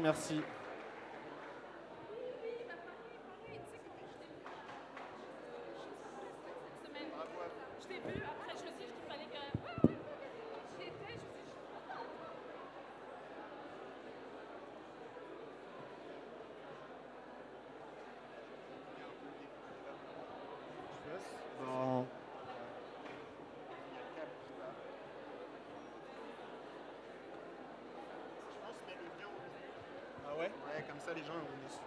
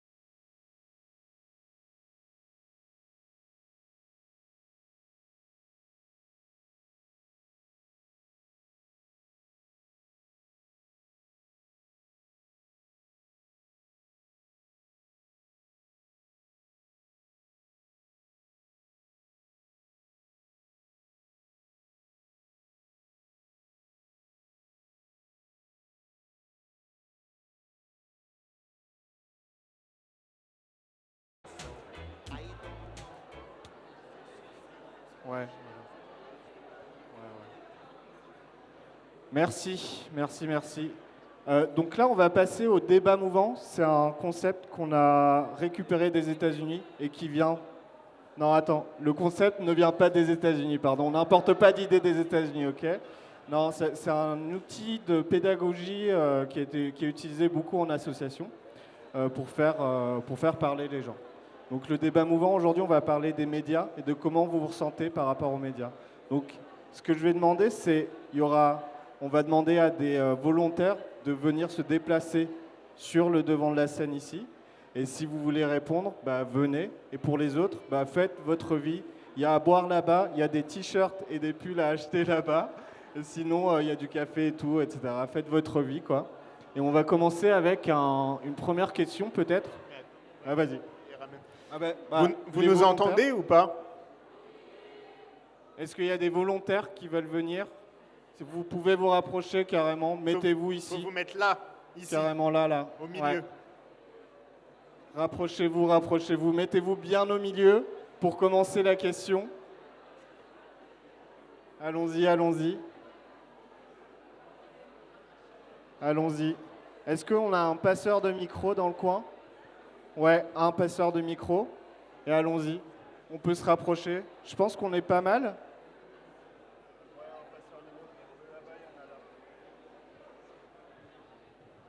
Est-ce que vous voyez bien la question là? Super. Donc le concept est simple.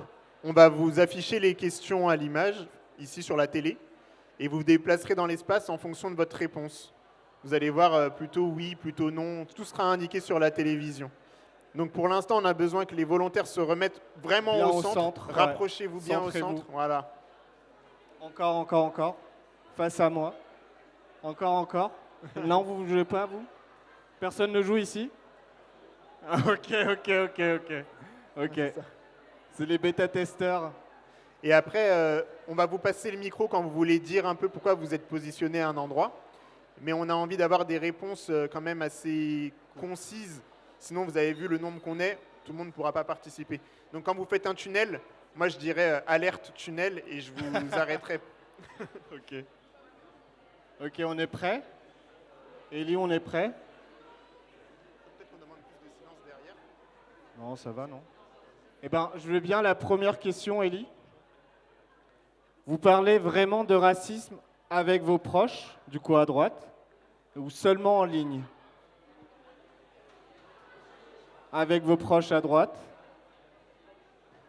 et uniquement en ligne à gauche. Ah ouais, ok, d'accord. Pas du tout... C'est pas du tout clivant. Ouais, je pensais que ce serait plus clivant en vrai. Donc seulement en ligne à gauche. Personne ne parle de ça en ligne. Ah, ok. C'est moi qui ai mal compris ma question. Vas-y. Ok. Qui veut expliquer son positionnement? Moi, je pense que c'est grave important d'en parler en famille, notamment quand j'ai vu la dernière vidéo que vous avez postée sur connaissez-vous vraiment des gens racistes et que si dans la sphère familiale, surtout quand on a grandi en campagne, en fait, on est vraiment confronté au racisme au quotidien et il se veut invisible. Un racisme qui passe partout parce que non, ça va, c'est toi, mais en fait, c'est là la première ligne de lutte, je pense. Voilà, big up, papa. Ok, ça balance direct, ok. Je pense ici on vient tous de diasporas qui sont complètement différentes et du coup c'est aussi important de parler avec nos proches. Et même par exemple moi je suis guadeloupéen et mon père il me disait il y avait souvent un problème avec les Haïtiens en Guadeloupe, en Martinique notamment.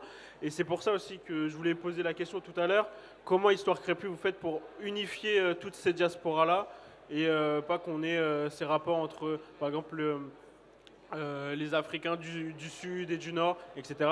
Mais du coup, je pense que c'est important aussi d'en parler en ligne pour justement unifier tout ça. On a vu qu'avec Haïti, qui est à la Coupe du Monde, certains Guadeloupéens et Martiniquais avaient fait des vidéos dessus et les Haïtiens n'ont pas apprécié parce que le racisme est énormément présent, y compris chez nous, dans nos diasporas, entre Noirs, et c'est ça aussi qui est important de parler entre proches, mais aussi en ligne, pour dire oui, c'était avant, mais aujourd'hui on est ensemble pour combattre les mêmes idéaux. Et la phrase qui revient souvent, c'est diviser pour mieux régner. Et c'est un peu ça aussi. Donc c'est important aussi d'important en ligne et même pas que seulement en ligne.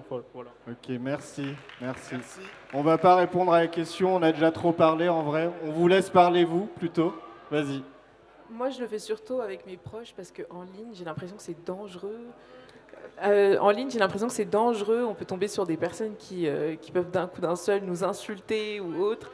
Alors, je préfère le faire avec mes proches et quand on est en face à face, la personne a un peu moins de facilité à envoyer des insultes, alors c'est moins dangereux, je trouve. Super. On a, juste derrière. Moi, j'aimerais juste comment dire ça déjà, avertir les gens. Franchement, la plupart du temps, ça ne vaut pas le coup de gaspiller votre énergie. Hein. Voilà. En ligne. Juste derrière toi. Alors moi, je vais ajouter aux proches des personnes un peu moins proches parce que en fait, plus le temps passe, plus j'ai besoin d'avoir un espace safe autour de moi. Donc en fait, je réponds et j'explique aux gens autour de moi pourquoi ce qu'ils font ne va pas et j'essaye d'être pédagogue quand je pense que ça sert à quelque chose, donc que ça sert pas à rien. Et sinon, je dis juste non, mais en fait, t'es raciste, laisse-moi tranquille. Donc je peux couper court aussi. Peut-être une dernière réponse et après on va passer à la question suivante.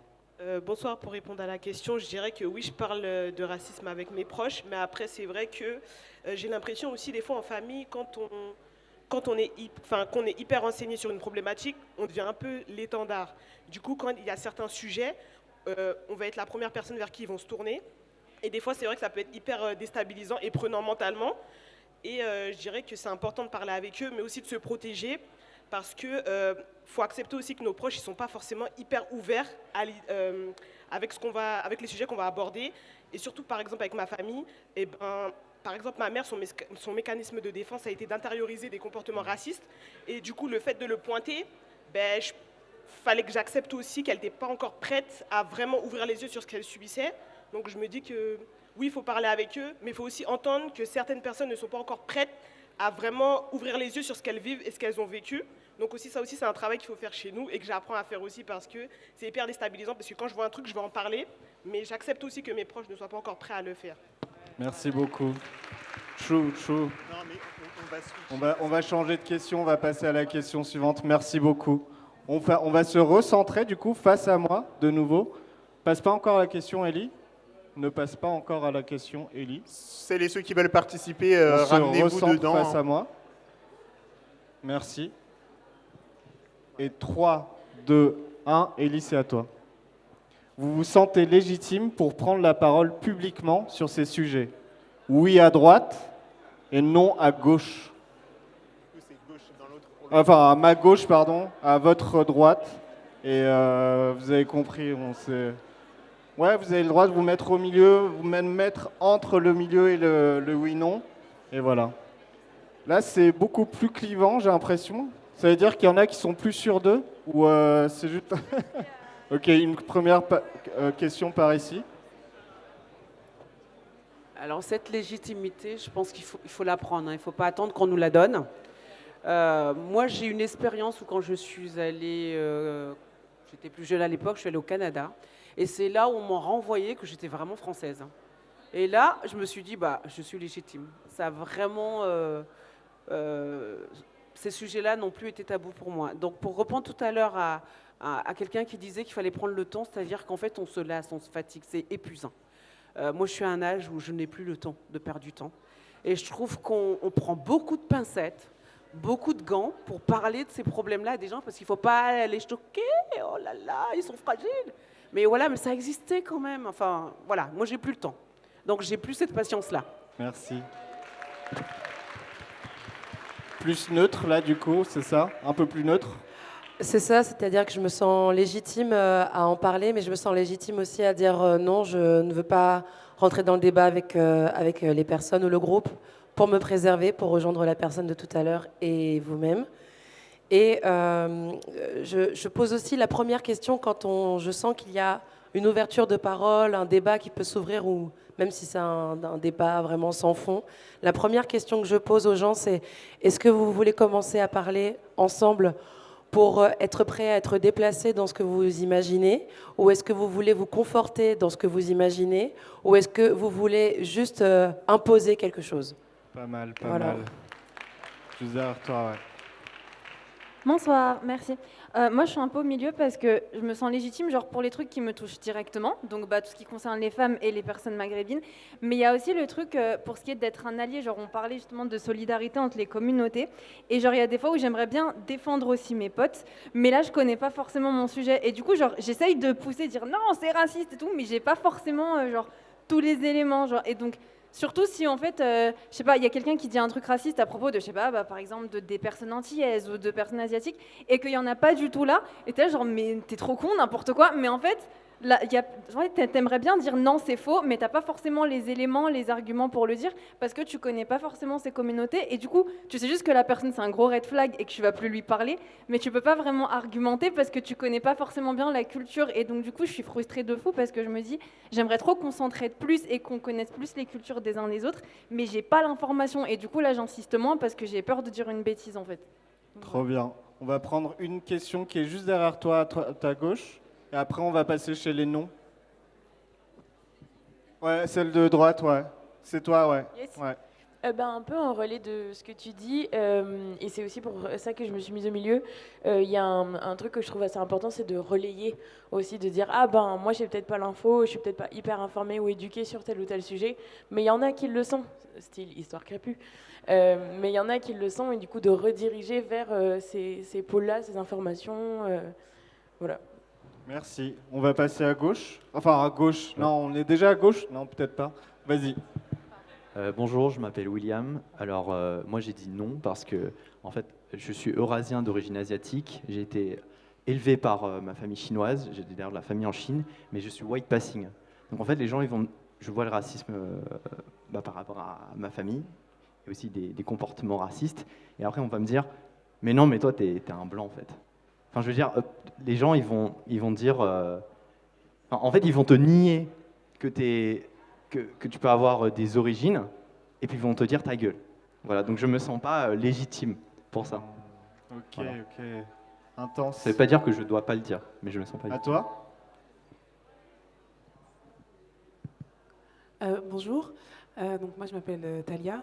En gros, je me sens pas du tout légitime quand je prends la parole sur ces sujets, mais surtout parce que j'ai toujours l'impression de ne pas avoir assez de connaissances pour bien expliquer. Et ça me stresse en fait de me dire, si là j'explique pas bien, la personne en face, elle va... c'est comme si je prenais une mission de « il faut que j'explique » parce que comme ça les choses vont changer. Et en fait ça me fatigue énormément. Et même là actuellement, je veux dire, j'ai un litige avec mon travail et du coup j'ai dénoncé des choses, ce qui m'a valu beaucoup de problèmes. Mais c'est les autres qui ont dû me dire « mais non, mais t'es légitime d'avoir fait ça, d'avoir parlé, d'avoir ouvert la voie là-dessus ». Et j'ai toujours du mal à le faire, j'ai toujours du mal à me sentir légitime en fait. Mais c'est pas pour autant que je m'arrête. Voilà. Par là, ouais, juste devant toi. Oui, moi c'est un peu 50-50. Tu peux rapprocher ton micro juste? Merci. C'est mieux? Ouais. Moi c'est un peu 50-50 sur la légitimité parce que j'essaye de me rapprocher un peu des courants de pensée sur la blanchité, machin, et me dire ok c'est un problème de blanc en vrai, donc ça me concerne. Mais en même temps, j'ai l'impression que quand je suis en débat avec d'autres personnes, il faut que j'ai un degré de rigueur sur tout, sur les mots, sur les chiffres, et même quand je cite un truc, les personnes elles vont checker, alors qu'à l'inverse, les gens que j'ai en face de moi, ils me parlent de leur expérience, et donc en fait, si je suis dans un contexte par exemple familial, personne n'a l'expérience, et du coup, il y a plein de personnes qui me parlent d'expérience, de trucs qu'ils ont vu à la télé, et quand je dis un truc, il est checké 5 fois sur 5 téléphones.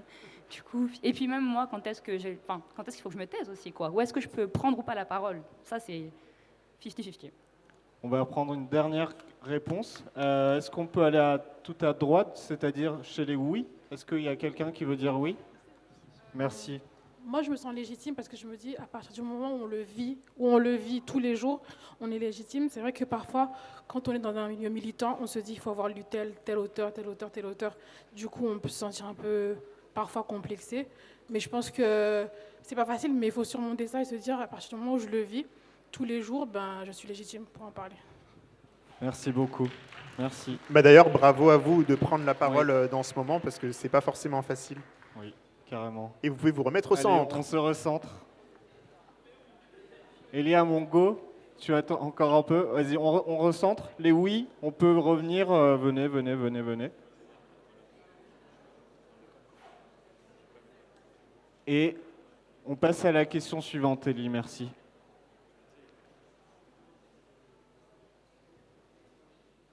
Pardon. Vous vous sentez légitime pour prendre... Mais c'est ce qu'on vient de dire, non? C'est la question suivante. Question suivante, excuse-moi. Ouais, vous pensez que vous pourriez tenir face à un débatteur d'extrême droite?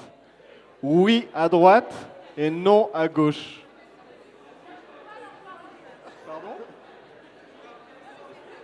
Je ne donne aucun indice par rapport à la question. La question, elle est là, je ne dis rien de plus. C'est à vous d'interpréter. Vous pensez que vous pouvez tenir face à un débatteur d'extrême droite? Oui à droite et non à gauche. Et peut-être au milieu? Ok, on va commencer. Qui veut commencer? Non? Ok. Merci. J'en serais incapable. Déjà parce que je suis extrêmement sensible. Je pense que très rapidement dans le débat, je vais manquer d'arguments parce que je pense que c'est des personnes qui sont assurées de ce qu'elles racontent, bien que ce soit factuellement faux. Et moi, je vais aussi manquer d'armes en contrepartie. À un certain niveau de certitude qu'ils auront, moi, j'aurai pas forcément les armes pour stopper leurs bêtises. Et puis, à un moment donné, ça va venir que moi, dans le débat, quand j'arrive plus, je pleure. Voilà. Et c'est pas un argument valable, mais c'est parce qu'à un moment donné, dans le débat, je me sens heurtée personnellement et je me dis tu m'attaques et je peux pas te répondre à part en te chassant. Et comme je vais pas te chasser, voilà. On te sent, on te sent. Alors, il y a plusieurs mains de ce côté. Après, Oui, passera après de on va l'autre côté. passer à gauche. Et ouais. juste, je dis un truc, c'est qu'il y a plusieurs personnes qui ont déjà parlé. Au fur et à mesure, on va passer la parole à des gens qui n'ont pas encore parlé. Parce que là, vous êtes 4. Après, toi, t'as pas parlé. Ouais, vas-y. Vas-y. Enfin, moi, je pense que je pourrais. C'est juste que j'ai pas envie et que les personnes d'extrême droite sont pas mes interlocuteurs ni mes interlocutrices. Moi, je m'adresse, surtout dans les temps qui courent, aux personnes noires afrodescendantes que je vais radicaliser pour le panafricanisme. Donc, franchement, je suis pas dans les bails d'extrême droite. C'est fini, on n'est pas en 2002 là.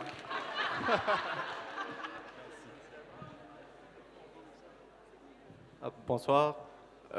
Pour répondre, du coup, pour reprendre un peu ce qu'elle a dit la personne, pas juste avant moi, mais celle encore avant, le débat, il n'est pas possible d'être gagné contre ces personnes-là, parce que faudrait établir le fait qu'elles puissent reconnaître que le débat peut avancer ou peut aller au-delà de ce qu'elles pensent comme étant réel. Donc pour répondre à la question, je pense pas que je pourrais gagner un débat, mais s'il suffit de juste jouer au con et de jouer longtemps, oui, je pourrais tenir le débat. Trop bien, trop bien. Je me suis mise à droite pour oui, mais c'est parce que ça m'est déjà arrivé, mais pas forcément dans ma vraie vie. Mais j'ai la chance d'avoir un de mes métiers qui me permettent de leur marcher dessus. Et donc de vraiment me tenir littéralement face à eux et de leur marcher sur la gueule. Et c'est ma manière que j'ai trouvée pour faire un tout petit peu bouger déjà organiquement leur pensée, leur manière de voir les choses et de un peu déplacer le pouvoir à une petite échelle.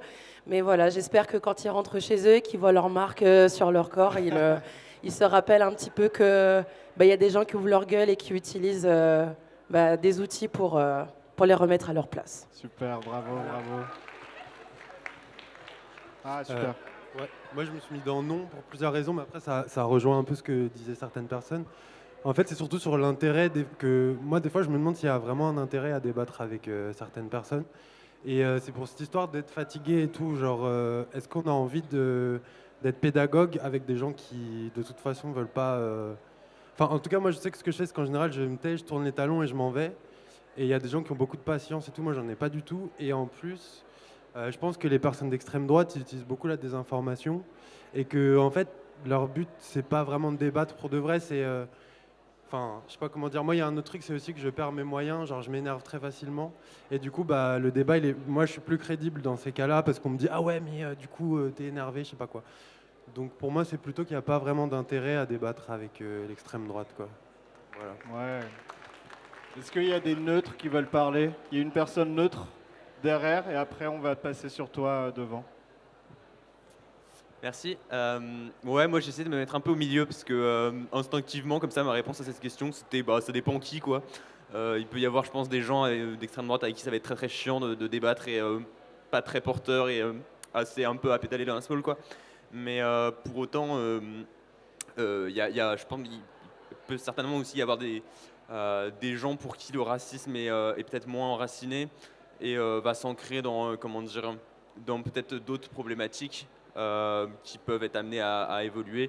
Voilà, on voit aujourd'hui que le RN, c'est un parti de masse qui réunit 10 millions d'électeurs, quelque chose comme ça. Je ne crois pas que dans ces 10 millions d'électeurs, il y ait 10 millions de racistes pur jus qui votent RN depuis genre 50 ans et qui font des raids et tout, à casser la gueule à des Arabes dans la rue, quoi. Donc il y en a, mais je veux dire, il y a aussi peut-être des gens qui peuvent revenir et voilà, quoi. Tu peux passer au micro juste devant toi. Bonsoir, merci déjà pour la soirée et puis pour tout ce que vous faites. Merci. Avec Histoire Crépue. Moi, je me suis mis au milieu parce que ça m'est arrivé plusieurs fois de... Je sais pas si débattre, c'est vraiment le verbe adéquat, mais de discuter avec des gens d'extrême droite. Je pense que ça dépend déjà de la personne et aussi du sujet. Mais ça fait que déjà à un moment, je me dis que ça sert à rien d'essayer de leur apprendre quoi que ce soit. Je pense que débattre, c'est plus défendre une situation plutôt qu'un sujet en soi, quoi.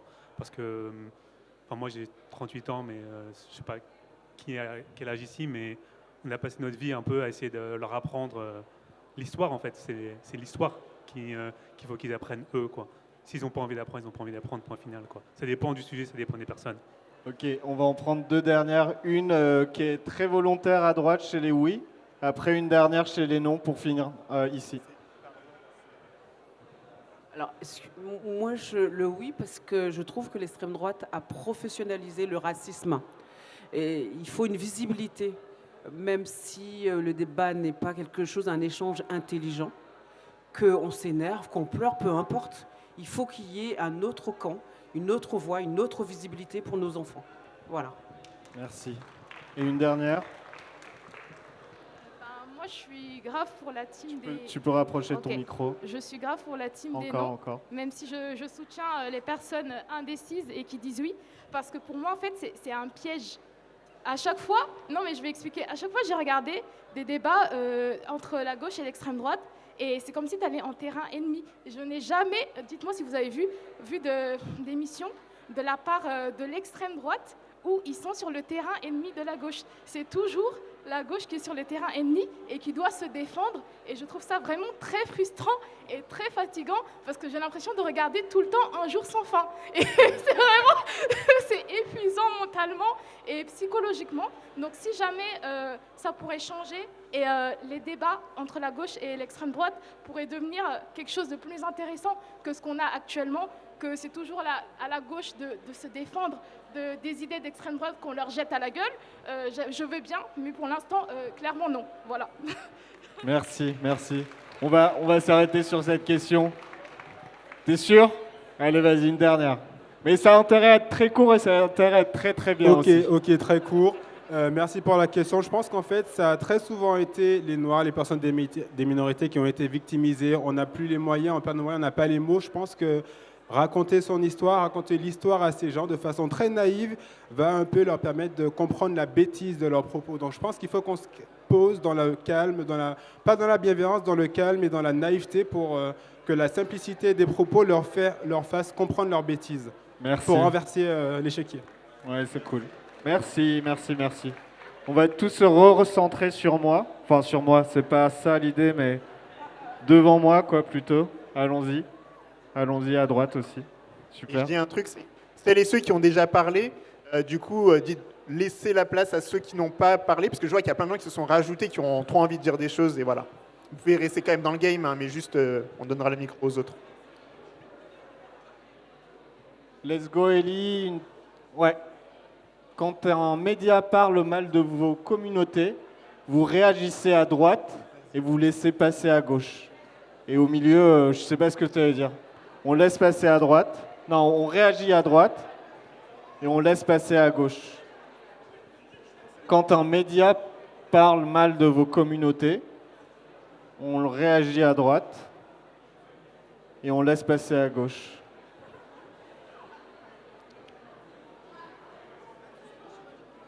Ah, j'ai oublié de dire un truc, c'est que quand quelqu'un prend la parole et qu'il y a quelqu'un qui vous avait changé d'avis, vous pouvez vous déplacer. Ça, enfin, c'est le jeu aussi. Qui veut parler? Ok. Bonsoir. Pour répondre à la question, j'aimerais dire ça dépend du type de média. Moi, personnellement, je ne consomme pas une grande quantité de médias qui m'apportent de l'information, mais quand je la vois, je la prends. J'appartiens à un grand nombre de communautés, du coup je pense qu'en fonction de mon investissement dans ma communauté, dans la communauté spécifique à ce moment-là, ma réponse, ma réaction peut varier. Donc vraiment ça dépend du média, de la communauté, de mon état d'esprit et de mon humeur. Trop bien. Qui veut parler? Peu de monde, hein. Peut-être pas là. Ok. Bah, moi, je suis plus entre les deux, du coup, parce que réagir, c'est bien, mais on va réagir avec l'émotion, pas forcément avec des faits, pas forcément avec des choses intéressantes à dire. Donc, c'est pour ça qu'il faut prendre le temps. Moi, je suis étudiant en journalisme, donc j'essaye de prendre le temps de vraiment répondre avec des arguments, des chiffres et des choses qui sont sourcées pour pas non plus répondre à la bêtise par de la bêtise. Et réagir à notre communauté. J'avais fait une vidéo sur les Mahorais. où on avait dit, on a fait croire aux Mahorais que les Comoriens étaient des étrangers. C'est pas réellement le cas. L'archipel des Comores est composé de 4 îles, dont Mahor. Et on a fait croire aux Mahorais tout simplement que les vrais étrangers étaient les Comoriens. Pour moi, personnellement, ce sont les Français. Et en fait, c'est ça aussi. J'ai eu des réactions de Mahorais qui étaient un peu encore colonisés et qui ont réagi par des bêtises, par de l'harcèlement. Et le but, c'était de réagir avec des commentaires intelligents, avec des chiffres, avec des choses prouvées. Donc on peut réagir, mais il faut le faire intelligemment. C'est ça que je voulais dire. Ok. T'as déjà parlé, toi, non? Ok. Alors au début, je voulais dire que finalement, moi, je n'allais pas réagir, mais je cogite en écoutant les autres. En fait, tout ce qui est extrême droite, on va être sur des supports médias, on va dire traditionnels. Maintenant, les vieux, c'est fini en fait. Mais la jeunesse, là, c'est sur les réseaux. Et je pense qu'il faut réagir avec des contenus numériques qui vont plus parler effectivement à la nouvelle génération et qui vont se diffuser encore plus vite. Donc réagir sur les... À l'époque, on avait les Tariq Ramadan qui allaient éteindre des Sarkozy à la télé. Ça, on l'a vu, ils l'ont mis sur le côté. Mais maintenant, c'est à l'ère des réseaux sociaux, la réaction, elle doit se faire avec des médias comme le vôtre, des petites capsules qui rentrent dans la tête des gens, parce que les vieux, eux, ils sont devant la télé. Les jeunes, eux, c'est le téléphone H24. Donc la réaction, je pense qu'elle doit se faire effectivement de manière intelligente, avec des contenus ludiques comme le vôtre. Et il n'y a que comme ça qu'on peut réagir, parce que, comme il a dit, une certaine personne, à la télé, c'est en terrain ennemi. Tout de suite, il y a toujours 4 interlocuteurs de droite et 1 de gauche. Alors que sur les médias, c'est mieux fait, c'est sucré, c'est beau, ça glisse. C'est comme ça qu'il faut réagir. Ouais, ok. On va peut-être passer à la question suivante. Ouais. Vous pouvez vous remettre au centre. On va aller plus vite sur la question suivante. On va bientôt passer au concert, je crois. Ouais. Non, pas tout de suite. Ok, il y a encore un peu de temps. Ok. Alors, la question suivante. Vous faites plus confiance aux créateurs indépendants ou aux journalistes professionnels aujourd'hui? Créateurs indépendants à droite et journalistes pro à gauche. On répond pas aux questions. C'est à vous de définir ce que vous entendez, quoi.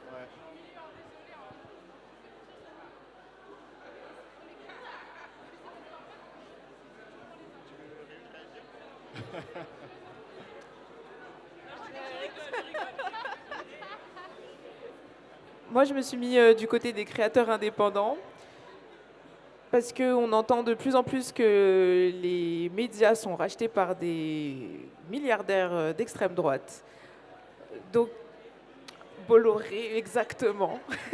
Donc, j'ai tendance à plus faire confiance aux créateurs indépendants qui vont chercher l'information certainement par leurs propres moyens et qui la relaient par leurs propres moyens sur des médias qui permettent de relayer l'information rapidement et aux bonnes personnes.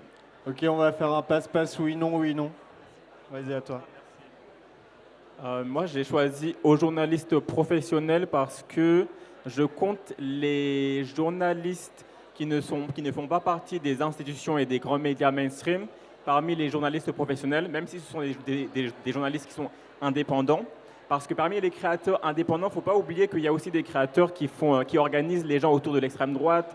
Il y a des masculinistes, il y a des clean girls et tout, qui font des trucs en mode ouais, c'est la nouvelle famille 2.0 blanche et tout, voilà quoi. Donc, non, franchement, pour moi, ça se vaut, mais les journalistes qui ont vraiment de l'éthique professionnelle, de l'éthique du coup morale aussi, qui est en lien avec leur profession particulière, pour moi, on peut leur faire confiance, quoi. Merci. À droite. Alors en fait, finalement, je vais finir à peu près, Je vais finir à peu près au milieu parce que j'allais dire que je suis plutôt effectivement, j'ai tendance à faire confiance à des personnes qui sont neutres, qui n'ont pas d'influence. Mais l'argument que vous venez de sortir, je trouve qu'il est totalement légitime. Et j'en profite pour poser une question que je n'ai pas pu poser tout à l'heure. Est-ce que vous allez recruter des journalistes? On ne répond pas aux questions ce soir. C'est fini les questions. On va dire un non là-bas. Ah ok. Bonjour à tous. Du coup, moi, je me suis mis là parce que être journaliste est quand même déjà un métier. Les personnes, en fait, elles vérifient. Déjà, pour cadrer, il y a les journalistes et les faux journalistes. On ne va pas se mentir, actuellement, au niveau des médias, surtout à la télévision, il y a des personnes qui ne sont pas journalistes. Elles ne vérifient pas ces données, elles balancent des informations et c'est tout. Donc moi, je me mets de ce côté-là pour les journalistes, comme tu l'as dit, qui ont vraiment une éthique dans leur manière de travailler, mais aussi qui vérifient les données et les informations qu'ils donnent. Et aussi, c'est à nous d'être critiques et d'aller regarder ces informations-là. Ce n'est pas parce qu'il y a un créateur indépendant qui parle, par exemple, d'antiracisme, qu'on n'est pas amené en fait, à vérifier qu'est-ce qui est dit, d'où viennent les sources, et est-ce qu'on est en accord avec ces sources-là. Donc merci beaucoup. Merci. On a une personne tout au fond, il ne part jamais au fond. Ah, mais lui, il a déjà parlé. Oui, j'ai déjà parlé, mais je voulais rajouter des points. Moi, en vrai, je suis vraiment au milieu, en mode créateur indépendant, oui mais non, parce qu'on ne sait pas en vrai de vrai qui finance, quelle marque fait un partenariat, quel parti politique est financeur dans les coulisses. Côté journaliste indépendant, oui, il y a une méthodologie, les faits sont vérifiés, mais il y a une ligne éditoriale qui oriente les propos. Donc en vrai de vrai, on doit faire confiance à archi personne, écouter les deux et se faire notre avis par nous-mêmes. Super. 2 dernières réponses et après on va passer à la question suivante. Bonsoir. Du coup, moi, je suis plutôt au milieu parce qu'en fait, je suis né dans les années 2000. J'ai grandi avec YouTube et du coup, en fait, ça fait 10 ans que je m'informe, que je me cultive grâce aux créateurs indépendants qui sont aussi sponsorisés aujourd'hui par des marques. C'est beaucoup développé les OP avec des marques.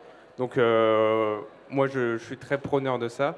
Mais j'ai aussi appris à m'informer avec les journalistes pros, en sachant qu'il y a des journalistes et des médias indépendants comme Mediapart. Aujourd'hui, il y a aussi Blast sur YouTube.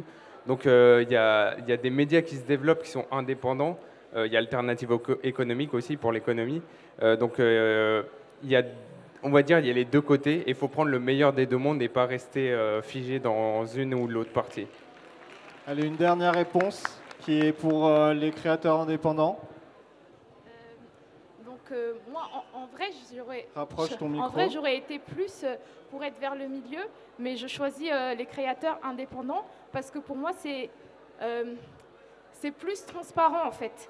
Les créateurs indépendants, il y en a des bons comme des mauvais, comme chez les journalistes pros, mais au moins, quand tu vas chez un créateur indépendant, tu sais que c'est assumé.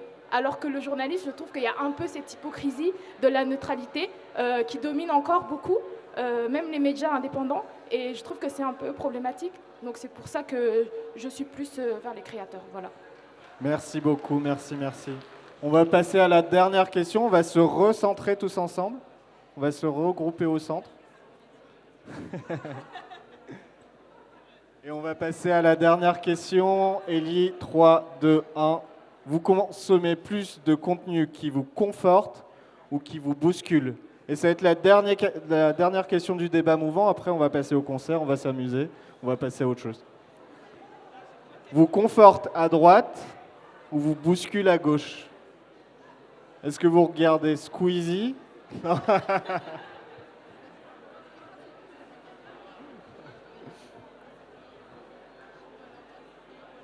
Ok. Je veux bien qu'il y ait des gens qui n'aient pas parlé, qui veulent parler peut-être, au fond, tout au fond. Ah ok, vas-y, là, et je te retiens. Bonsoir. Salut. Pour répondre à ta question, y a... Là, c'est bon? L'algorithme, déjà, fait que forcément, on est influencé par un certain type de contenu. Après, moi, pour ma part, je regarde, il m'arrive de regarder pas mal le contenu de l'ennemi, entre guillemets. Ce qui permet, ça revient un peu à la question précédente, où on peut parler avec, par exemple, des gens du camp adverse. Ça permet de développer un certain raisonnement et de voir en fait leur angle de vue aussi. Okay. Donc voilà. Donc toi, tu es plutôt... Ah ouais, non, tu es là-bas, au centre. Ouais. Bonsoir. Moi, j'ai eu du mal à me positionner parce qu'on peut entendre bouscule au sens, comme ça vient d'être dit, l'adversaire, l'ennemi, mais aussi ce qui nous fait avancer et ce qui nous surprend. Et, par exemple, moi, je ne regarde pas énormément de choses, je regarde beaucoup Histoire Crépue. Et Histoire Crépue, ça me conforte et ça me bouscule en même temps. Et merci pour ça. Voilà. Super. On a un micro devant. Attends. juste là. Merci. Ok.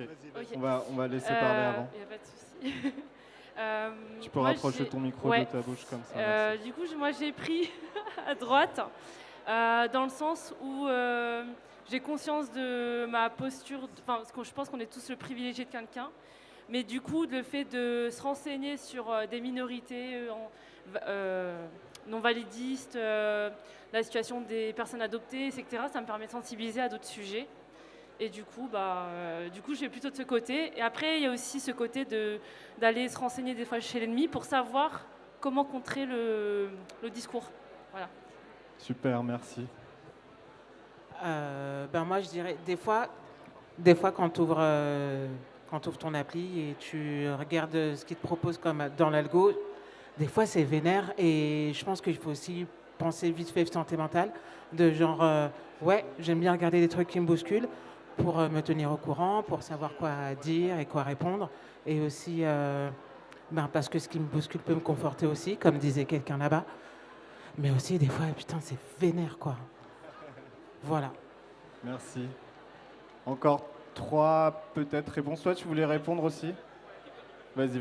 Je voulais juste te dire que j'ai l'impression que ce qui me... Pardon. Avec le retour, j'ai trop du mal. Je crois que je me suis rendu compte sur les dernières années que ce qui me bousculait sur le long terme, ça allait plus me conforter, parce que ça me conforte pas. J'ai l'impression que tous les divertissements qui pourraient me conforter, souvent ça me détourne d'un espèce de truc que je préfère regarder. Et du coup, ce qui me bouscule pas, ça me conforte pas trop, mais c'est vrai que c'est important de faire attention à la santé mentale. Et c'est vrai que moi aussi, des fois, quand j'ouvre mon application et je vois des trucs hyper violents, je suis en mode bon. Là, peut-être c'est le moment de faire un petit truc, mais sur le long terme, j'ai l'impression que quand je regarde des divertissements qui me confortent, et avec tout ce qui se passe en ce moment ou sur le long et tout, j'arrive pas du tout, j'ai l'impression d'être dans un espèce de faux un peu bizarre, et du coup, je préfère regarder des trucs qui me bousculent, respirer un bon coup aussi parce que je peux, et essayer d'avancer, ça m'aide. Ok, merci. Avant-dernière question, et la dernière question doit se préparer parce que ça doit être la meilleure réponse. La dernière, ouais, voilà. Alors, moi, je vais simplement dire 2 choses qui me bousculent généralement dans tout ce qui est niveau contenu. C'est tout simplement quand on retourne dans la famille et qu'on allume la télé et qu'on se prend dans la gueule, et que ça soit sur la 1, même sur la 2. J'ai été surpris du journal télévisé de 20h sur la 2 qui, avant, était un peu ouvert d'esprit. Maintenant, c'est... et ça bombarde, et il n'y a pas que sur CNews et BFM TV maintenant que ça bombarde tous les jours, midi, soir, déjà. Et autre chose qui me bouscule, on n'en a pas parlé maintenant ce soir, mais évidemment, vous en avez déjà parlé dans votre contenu, c'est tout simplement tout le contenu autour de l'existence du racisme anti-blanc. Ça, évidemment, je ne considère pas qu'il existe, je préfère préciser. Mais oui, ça me bouscule quand des gens me disent que du racisme anti-blanc existe. Encore plus quand ce sont des personnes racisées qui me disent ça. Et que je leur dis, non frère, ça n'existe pas. Voilà, c'est 2 choses qui me bousculent et je pense que je ne suis pas seul à être bousculé par ça. Merci. Okay. Merci beaucoup. La dernière réponse, la meilleure réponse du coup, je crois que c'est toi qui a la meilleure réponse. Tu peux venir sur scène carrément. Je plaisante. C'est pour la blague. J'ai choisi le côté qui vous bouscule parce que j'aime être bousculée. J'aime me battre. J'aime interagir avec des gens qui me font me battre. Donc je choisis le côté qui me bouscule dans le sens très négatif du terme. Dans le sens où tout ce qui est négatif, j'aime bien aller vers. Et comme ça, je peux... pas forcément éduquer les gens, mais juste interagir avec ces gens, comprendre ce qui les anime et tuer ce qui les anime. Un tonnerre d'applaudissements pour vous-même.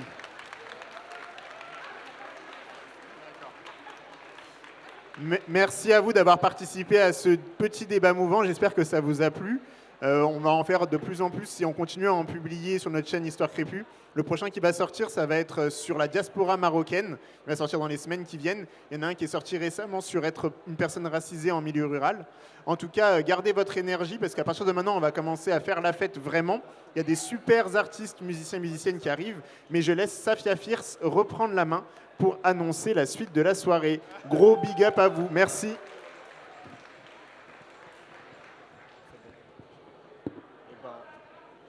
Ah, merci. Est-ce que vous m'entendez tous ou pas? Par applaudissement, vous m'entendez ou il faut que je crie? C'est bon, on est good?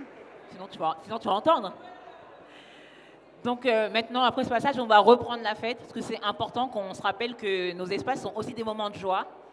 Pour rappel, il nous reste 400 soutiens encore pour pouvoir arriver à un bon palier et pouvoir créer plus de choses. Donc juste avant, j'aimerais qu'on rechante ensemble. La chanson est simple. Est-ce que vous connaissez la chanson I need a dollar, dollar, a dollar, that's what I need? Hey, vous la connaissez? Sûr? Ok, donc on va tester une version en français juste pour accueillir l'argent parce qu'on a besoin d'argent pour ce média. On va dire on veut de la moula, de la moula, de la moula, de la grosse moula. Hey, hey. On essaye? Par applaudissement, on essaye ou pas? Ok, 3, 2, 1, let's go! Hey, hey. Il y avait un problème de rythme. On va répéter. Donc, on veut de la moula, de la moula, de la moula, de la grosse moula. Hey, hey. Est-ce qu'on se ressente, les loulous? On se ressente, on se ressente, on se ressente. 3, 2, 1.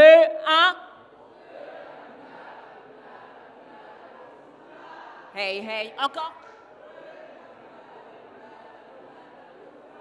Hey, hey. Applaudissez-vous, vous êtes incroyables.